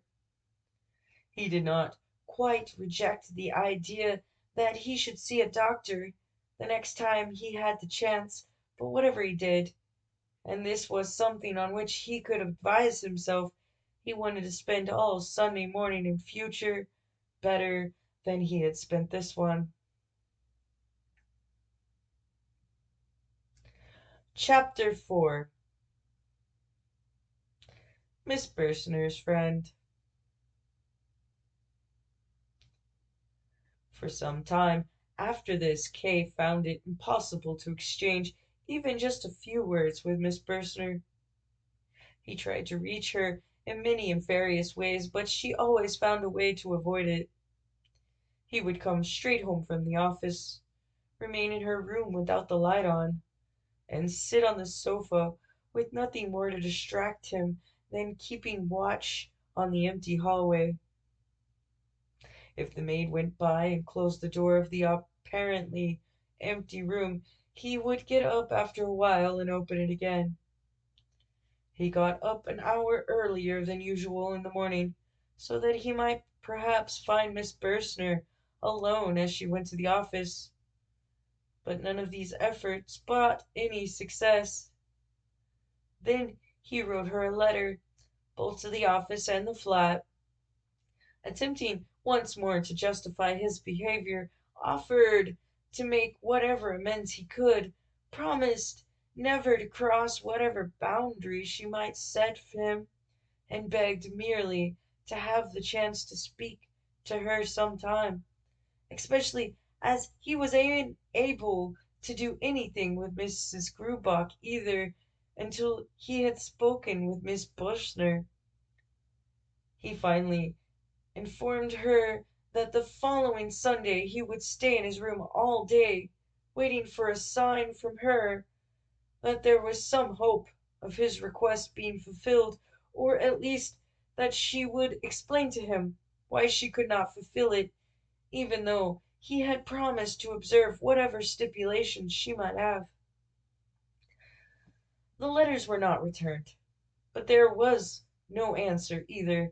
However, On the following Sunday there was a sign that seemed clear enough. It was still early when Kay noticed through the keyhole that there was an unusual level of activity in the hallway which soon abated. A French teacher, although she was German and called Montag, a pale, febrile girl with a slight limp, who had previously occupied a room of her own, was moving into Miss Bursner's room. She could be seen shuffling through the hallway for several hours. There was always another piece of clothing, or a blanket, or a book that she had forgotten and had to be fetched specially and brought into the new home. When Mrs. Grubach brought Kay his breakfast, ever since the time when she had made Kay so cross, she didn't trust the maid to do the slightest job. He had no choice but to speak to her, for the first time in 5 days. "Why is there so much noise in the hallway today?" he asked as she poured his coffee out. "Can't something be done about it? Does this clearing out have to be done on a Sunday?" Kay did not look up at Mrs. Grubach, but he saw none the less that she seemed to feel some relief as she breathed in. Even sharp questions like this from Mr. K she perceived as forgiveness, or as the beginning of forgiveness. "We're not clearing anything out, Mr. K," she said. "It's just that Miss Montag is moving in with Miss Bursner and is moving her things across." She said nothing, but just waited to see how Kay would take it and whether he would allow her to carry on speaking. But Kay kept in uncertainty, took the spoon and pensively stirred his coffee while he remained silent. Then he looked up at her and said, "What about the suspicions you had earlier about Miss Bursner? Have you given them up?" "Mr. K," called Mrs. Grubach, who had been waiting for his very question, as she put her hands together and held them out towards him. "I just made a chance remark, and you took it so badly. I didn't have the slightest intention of offending anyone, not you or anyone else. You've known me a long time, long enough, Mr. K. I'm sure you're convinced of that. You don't know how I've been suffering for the past few days that I should tell lies about my tenants. And you, Mr. K., you believed it, and said I should give you notice." At this last outcry, Mrs. Grubach was already choking back her tears. She raised her apron to her face and blubbered out loud. "Oh, don't cry, Mrs. Grubach," said Kay, looking out the window. He was thinking only of Miss Bursner and how she was accepting an unknown girl into her room. "Now don't cry," he said again, as he turned his look back into the room where Mrs. Grubach was still crying. "I meant no harm either when I said that. It was simply a misunderstanding between us that can happen even between old friends sometimes." Mrs. Grubach pulled her apron down to below her eyes to see whether Kay really was attempting a reconciliation. "Well, yes, that's how it is," said Kay, and as Mrs. Grubach's behavior indicated that the captain had said nothing, he dared to add, "Do you really think, then, that I'd want to make an enemy of you for the sake of a girl we hardly know?"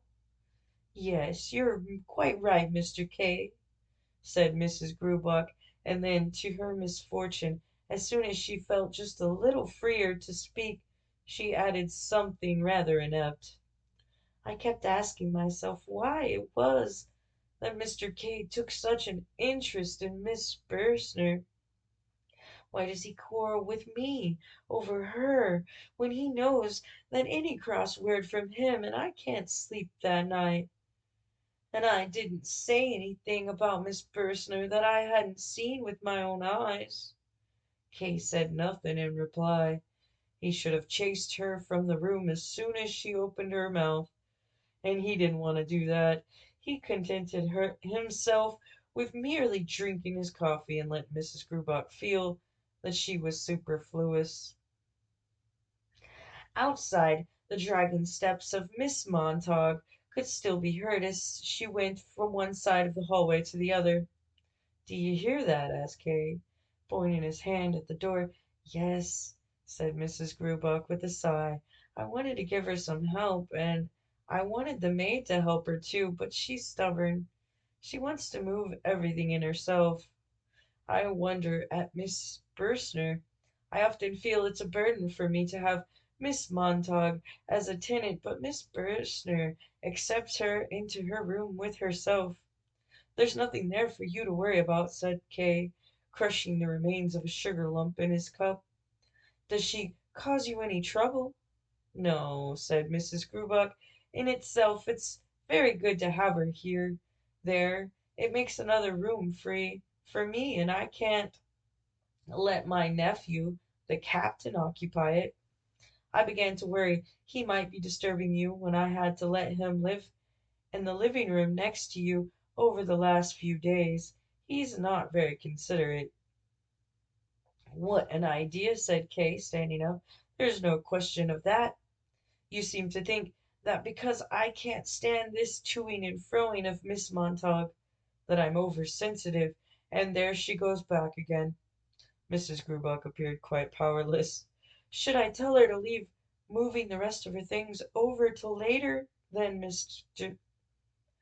K? If that's what you want, I'll do it immediately." "But she has to move in with Miss Bursner," said Kay. "Yes," said Miss Grubach, without quite understanding what Kay meant. "So she has to take her things over there." Mrs. Grubach just nodded. Kay was irritated all the more by this dumb helplessness, which, seen from the outside, could have seemed like a kind of defiance on her part. He began to walk up and down the room between the window and the door, thus depriving Mrs. Grubach of the chance to leave, which she otherwise probably would have done. Just as Kay once more reached the door, someone knocked at it. It was the maid to say that Miss Montague would like to have a few words with Mr. Kay, and therefore requested that he come to the dining room, where she was waiting for him. Kay heard the maid out thoughtfully, and then looked back at the shocked Mrs. Gruber in a way that was almost contemptuous. His look seemed to be saying that Kay had been expecting his invitation for Miss Montague for a long time, and that it was confirmation of the suffering he had been made to endure that Sunday morning from Mrs. Grubach's tenants. He sent the maid back with the reply that he was on his way. Then he went to the wardrobe to change his coat, and in answer to Mrs. Grubach gently whining about the nuisance Miss Montague was causing, merely asked her to clear away the breakfast things. "But you've hardly touched it," said Mrs. Grubach. "Oh, just take it away," shouted Kay. It seemed to him that Miss Montague was mixed up in everything, and made it repulsive to him. As he went through the hallway, he looked at the closed door of Miss Bursner's room, but it wasn't there that he was invited, but the dining room, to which he yanked the door open without knocking. The room was long, but narrow, with one window. There was only enough space available to put two cupboards at an angle in the corner by the door, and the rest of the room was entirely taken up with the long dining table, which started the door and reached all the way to the great window, which was thus made almost inaccessible. The table already laid for a large number of people, as on Sundays almost all the tenants ate their dinner here at midday. When Kate entered, Miss Montague came towards him from the window along one side of the table.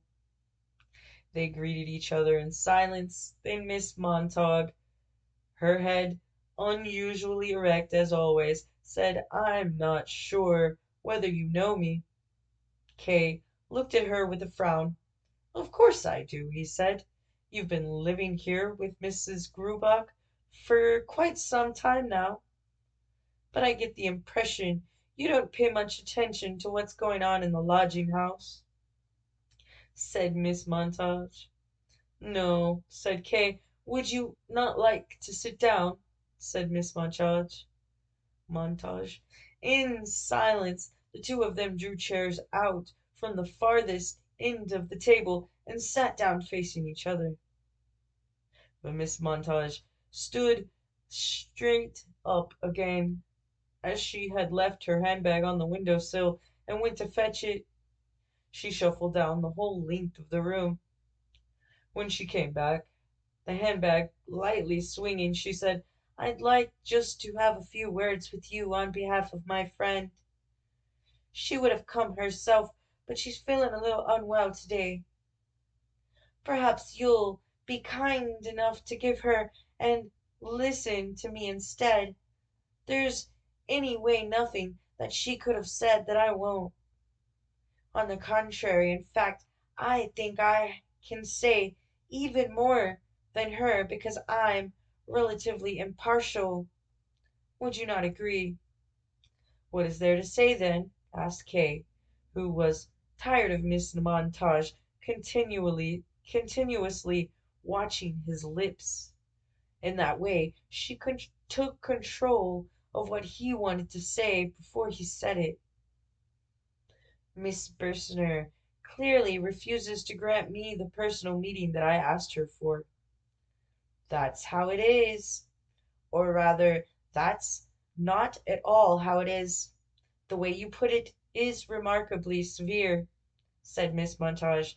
"Generally speaking, meetings are neither granted nor opposite. But it can be that the meetings are considered unnecessary, and that's how it is here. Now, after your comment, I can speak openly. You asked my friend verbally or in writing for the chance to speak with her. Now my friend is aware of your reasons for asking for this meeting, or at least I suppose she is, as so, for reasons I know nothing about, she is quite sure that it would be of no benefit to anyone if this meeting actually took place. Moreover, it was only yesterday, and only very briefly, that she made it clear to me that such a meeting could be of no benefit for yourself either. She feels that it can only have been a matter of chance that such an idea came to you, and that even without any explanations from her, you will very soon come to realize it yourself, if you have not done so already, the futility of your idea. My answer to that is that although it may be quite right, I consider it advantageous, if the matter is to be made perfectly clear. To give you an explicit answer, I offered my service in taking on the task. After some hesitation, my friend conceded. I hope, however, also to have acted in your interest, as even the slightest uncertainty in the least significant of matters will always remain a cause of suffering, and if, as in this case, it can be removed without substantial effort, then it is better if that is done without delay." "I thank you," said Kay, as soon as Miss Montage had finished. He stood slowly up, looked at her, then across the table, then out the window. The house opposite stood there in the sun, and went to the door. Miss Montage followed him a few paces, as if she did not quite trust him. At the door, however, both of them had to step back, as it opened and Captain Lance entered. This was the first time that Kay had seen him up close. He was a large man of about 40, with a tanned, fleshy face. He bowed slightly, intending it also for Kay, and then went over to Miss Montage and deferentially kissed her hand. He was very elegant in the way he moved. The courtesy he showed towards Miss Montage made a striking contrast with the way she had been treated by Kay. Nonetheless, Miss Montage did not seem to be cross with Kay, as it even seemed to him that she wanted to introduce the captain. Kay, however, did not want to be introduced. He would not have been able to show any sort of friendliness either to Miss Montage or to the captain. The kiss on the hand had, for Kay, bound them into a group, which would keep him at a distance from Miss Bursner, whilst at the same time seeming to be totally harmless and unselfish. Kay thought, however, that he saw more than that. He thought he also saw that Miss Montage had chosen a meaning of doing it that was good but two-edged. She exaggerated the importance of the relationship between Kay and Miss Bursner, and above all, she exaggerated the importance of asking to speak with her, and she tried at the same time to make out that Kay was exaggerating everything. She would be disappointed. Kay did not want to exaggerate anything. He was aware that Miss Bursner was a little typist who would not offer him with much resistance for long. In doing so, he deliberately took no account of what Miss Grubach had told him about Miss Bursner. All these things were going through his mind as he left the room with hardly a polite word. He wanted to go straight to his room. But a little laugh from Miss Montage that he heard from the dining room behind him brought him to the idea that he might prepare a surprise for the two of them, the captain and Miss Montage. He looked round and listened to find out if there might be any disturbances from any of the surrounding rooms. Everywhere was quiet. The only thing to be heard was the conversation from the dining room and Miss Grubach voice from the passage leading to the kitchen. This seemed an opportune time. Kay went to Miss Bursner's room and knocked gently. There was no sound, so he knocked again, but there was still no answer in reply. Was she asleep? Or was she just really unwell? Or was she just pretending, as she released it could only be Kay knocking so gently? Kay assumed she was pretending and knocked harder. Eventually, when the knocking brought no result, he carefully opened the door with the sense of doing something that was not only improper but also pointless. In the room there was no one. What's more, it looked hardly at all like the room Kay had known before. Against the wall there were now two beds behind one another. There were clothes piled up on three chairs near the door. A wardrobe stood open. Miss Bursner must have gone out while Miss Montague was speaking to him in the dining room. Kate was not greatly bothered by this. He had hardly expected to be able to find Miss Bursner so easily, and had made this attempt for little more reason than to spite Miss Montague. But that made it all the more embarrassing for him when, as he was closing the door again, he saw Miss Montague and the captain talking in the open doorway of the dining room. They had probably been standing there ever since Kay had opened the door. They avoided seeming to observe Kay, but chatted lightly, and followed his movements with absent-minded glances to the side, such as you make during a conversation. But these glances were heavy for Kay, and he rushed alongside the wall back into his own room.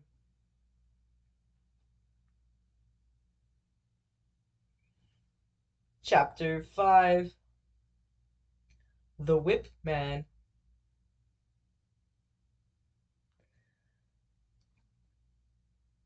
One evening, a few days later, Kay was walking along one of the corridors that separated his office from the main stairway. He was nearly the last one to leave from home that evening. There remained only a couple of workers in the light of a single bulb in the dispatch department, when he heard a sign from behind a door which he had himself never opened, but which he had always thought just led into a junk room. He stood in amazement and listened again to establish whether he might not be mistaken. For a while there was silence, but then came some more sighs. His first thought was to fetch one of the servitors. It might well have been worth having a witness present, but then he was taken by an uncontrollable curiosity that made him simply yank the door open. It was, as he had thought, a junk room. Old, unusable forms, empty stone ink bottles lay scattered behind the entrance. But in the cupboard like room itself stood three men, crouching under the low ceiling. A candle fixed on a shelf gave them light. "What are you doing here?" asked Kay, quietly but crossly, and without thinking. One of the men was clearly in charge, and attracted attention by being dressed in a kind of dark leather costume which left his neck and chest and his arms exposed. He did not answer, but the other two called out, "Mr. K, we're to be beaten because you made a complaint about us to the examining judge." And now K finally realized that it was actually the two policemen, Franz and Wilhelm, and that the third man held a cane in his hand with which to beat them. "Well," said Kay, staring at them, "I didn't make any complaint. I only said what took place in my home, and your behavior was not entirely unobjectionable after all." "Mr. K," said Wilhelm, while Franz clearly tried to shelter behind him as protection from the third man, "if you knew how badly we get paid, you wouldn't think so badly of us. I've got a family to feed, and friends here wanted to get married. You just have to get more money where you can. You can't do it just by working hard, now however hard you try. I was sorely tempted by your fine clothes. Policemen aren't allowed to do that sort of thing. Course they aren't, and it wasn't right of us, but it tradition that the clothes go to the officers. That's how it's always been. Believe me, and it's understandable too, isn't it? What can things like that mean for anyone unlucky enough to get arrested? But if he starts talking about it openly, then the punishment has to follow. I didn't know about any of this that you've been telling me, and I made no sort of request that you be punished. I sim I was simply acting on principle." "Franz," said Wilhelm, turning to the other policeman, "didn't I tell you that the gentleman didn't say he wanted us to be punished? Now you can hear for yourself. He didn't even know we'd have to be punished. Don't you let them persuade you talking like that," said the third man to Kay. "This punishment is both just and unavoidable." "Don't listen to him," said Wilhelm, interrupting himself only to quickly bring his hand to his mouth when it had received a stroke of the cane. "We're only being punished because you made a complaint against us. Nothing would have happened to us otherwise, not even if they'd found out what we'd done. Can you call that justice? Both of us, me especially, we've proved our worth as good police officers over a long period. You've got to admit yourself that as far as official work was concerned, we did the job well. Things looked good for us. We had prospects. It's quite certain that we would have been made whip men too, like this one, only he had the luck not to have anyone make a complaint about him, as you really don't get many complaints like that. Only that's all finished now, Mr. K. Our careers are at an end. We're going to have to do work now that's far inferior to police work, and besides all this, We're going to get this terrible, painful beating." "Can the cane really cause so much pain, then?" asked Kay, testing the cane, let the whip man swing in front of him. "We're going to have to strip off totally naked," said Willem. "Oh, I see," said Kay, looking straight at the whip man. His skin was burned brown like a sailor's, and his face showed health and vigorous. "Is there then no possibility of sparing these two their beating?" he asked him. "No," said the whipman, shaking his head with a laugh. "Get undressed," he ordered the policeman, and to Kay he said, "You shouldn't believe everything they tell you. It's the fear of being beaten. It's already made them a bit weak in the head. This one here, for instance," he pointed at Wilhelm, "all that he told you about his career prospects. It's just ridiculous. Look at him. Look how fat he is. The first strokes of the cane will just get lost in all that fat. Do you know what it is that's made him so fat? He's in the habit, every one that gets arrested by him, he eats their breakfast." "Didn't he eat up your breakfast?" "Yeah, I thought as much. But a man with a belly like that can't be made into a whipman, and never will be, and that is quite out of the question." "There are whipmen like that," Wilhelm insisted, who had just released the belt of this trousers. "No," said the whipman, striking him such a blow with the cane on his neck that it made him wince. "You shouldn't be listening to this. Just get undressed. I would make it well worth your while if you would let them go," said Kay, without looking at the whipman again, as such matters are best carried on with both pairs of eyes turned down. He pulled out his wallet. "And then you'd try and put in a compliment against me too," said the whipman, "and get me flogged. No, no. Now do be reasonable," said Kay. "If I had wanted to get these two punished, I would not now be trying to buy their freedom, would I? I could simply close the door here behind me, go home, and see or hear nothing more of it. That's not what I'm doing. It really is of much more importance to me to let them go freely. If I had realized they would be punished, or even that they might be punished, I would have never named them in the first place, as they are not the ones I hold responsible. It's the organization that's to blame. The high officials are the ones to blame." "That's how it is," shouted the policemen, who then immediately received another blow on their backs, which were by now exposed. "If you had a senior judge here beneath your stick," said Kay, pressing down the cane as he spoke, to stop it being raised once more, "I really would do nothing to stop you. On the contrary, I would even pay you money to give you all the more strength." "Yes, that's all very plausible, what you're saying there," said the whipman, "only I'm not the sort of person you can bribe. It's my job to flog people, so I flog 'em." Franz, the policeman, had been fairly quiet so far, probably in expectation of a good result from Kay's intervention, but now he stepped forward to the door, wearing just his trousers, kneeled down, hanging on to Kay's arm, and whispered, "Even if you can't get mercy shown for both of us, at least try and get me set free. Willem is older than me. He's less sensitive than me in every way. He even got a light beating a couple of years ago.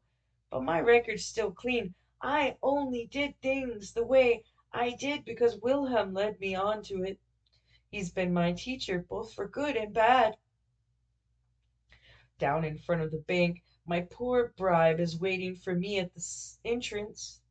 I'm so ashamed of myself. It's pitiful." His face was flowing over with tears, and he wiped it dry on Kay's coat. "I'm not going to wait any longer," said the whipman, taking hold of the cane in both hands and laying into Franz, while Wilhelm cowered back in a corner and looked on secretly. not even daring to turn his head. Then the sudden scream that shot out from Franz was long and irrevocable. It seemed to come not from a human being, but from an instrument that was being tortured. The whole corridor rang with it. It must have been heard by everyone in the building. "Don't shout like that," called out Kay, unable to prevent himself, and as he looked anxious in the direction from which the servitor would come, he gave Franz a shove, not hard, but hard enough for him to fall down unconscious. Clawing at the ground with his hands, by reflex, he still did not avoid being hit. The rod still found him on the floor, the tip of the rod swaying regularly up and down while he rode to and fro under its blows. And now one of the servitors appeared in the distance, and another a few steps behind him. Kay had been quickly thrown the door shut, gone over to one of the windows overlooking the yard, and opened it. The screams had completely stopped, so that the servitor wouldn't come in. He called out, "It's only me." "Good evening, chief clerk," said somebody called back. "Is there anything wrong?" "No, no," answered Kay. "It's only a dog yelping in the yard." There was no sound from the servitors, so he added, "You can go back to what you were doing." He did not want to become involved with the conversation with them, and so he leant out of the window. A little while later, when he looked out into the corridor, they had already gone. Now Kay remained at the window. He did not dare go back into the junk room, and he did not want to go home either. The yard he looked down into was small and rectangular. All around it were offices. All the windows were now dark, and only those at the very top caught a reflection of the moon. Kay tried hard to see into the darkness of one corner of the yard, where a few hand carts had been left behind one another. He felt anguish at not having been able to prevent the flogging, but that was not his fault. If Franz had not screamed like that, clearly it must have caused a great deal of pain, but it's important to maintain control of oneself at important moments. If Franz had not screamed, then it was at least highly probable that Kay would have been able to dissuade the whipman. If all the junior officers were contemptible, why would the whipman, whose position was the most inhumane of all, be any exception? Ask and Kay had noticed very clearly now how his eyes had lit up when he saw the banknotes. He had obviously only seemed serious about the flogging to raise the level of the bribe a little, and Kay had not been ungenerous. He really had wanted to get the policeman freed. If he really had now begun to do something against the degeneracy of the courts, then it was a matter of course that he would have to do something here as well. But of course it became impossible for him to do anything as soon as Franz started screaming. Kay could not possibly have let the junior bank staff, and perhaps even all sorts of other people, come along and catch him by surprise as he haggled with those people in the junk room. Nobody could really expect that sort of sacrifice of him.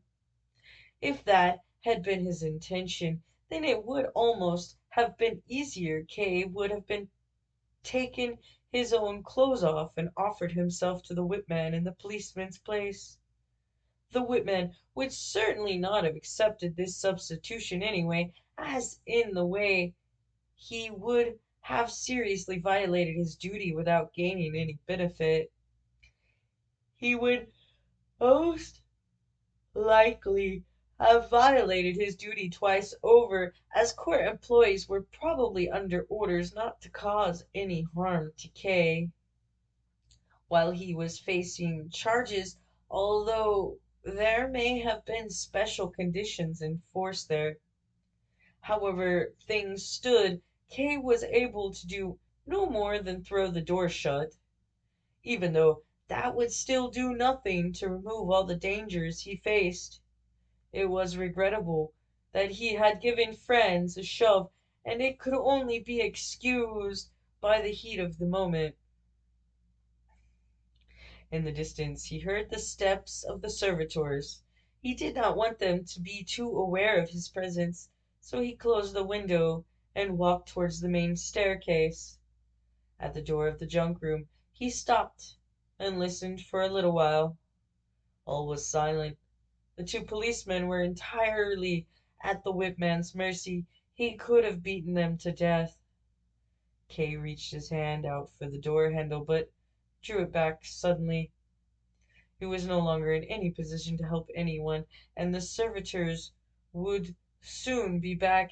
He did, though, promise himself that he would raise the matter again with somebody and see that, as far as it was in his power, those who really were guilty, the high officials whom nobody so far dared point out to him, received their due punishment. As he went down the main stairway at the front of the bank, he looked carefully round at everyone who was passing, but there was no girl to be seen who might have been waiting for somebody, not even within some distance from the bank.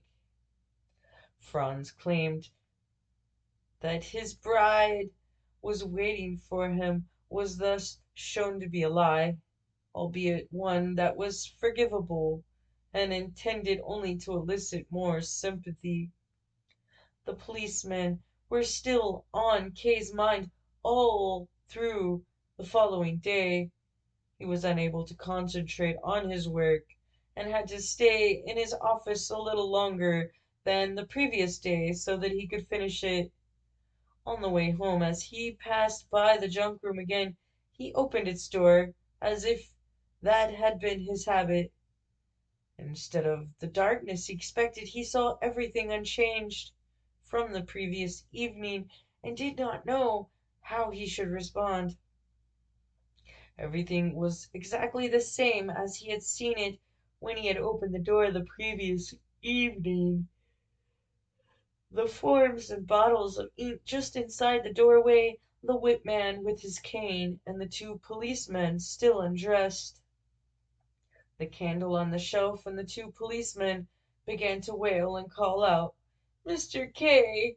K slammed the door immediately shut, and even thumped on it with his fist, as if that would shut it all the firmer. Almost in tears, he ran to the servitors working quietly at the copy machine. "Go and get that junk room cleared out," he shouted, and in amazement they stopped what they were doing. "It should have been done long ago. We're sinking in dirt." "They would be able to do the job the next day," Kay nodded. "It was too late in the evening to make them do it there." And then, as he had originally intended, he sat down briefly in order to keep them near him for a little longer, looked through a few of the copies to give the impression that he was checking them, and then, as he saw they would not dare leave at the same time as he, went home tired and with his mind numb.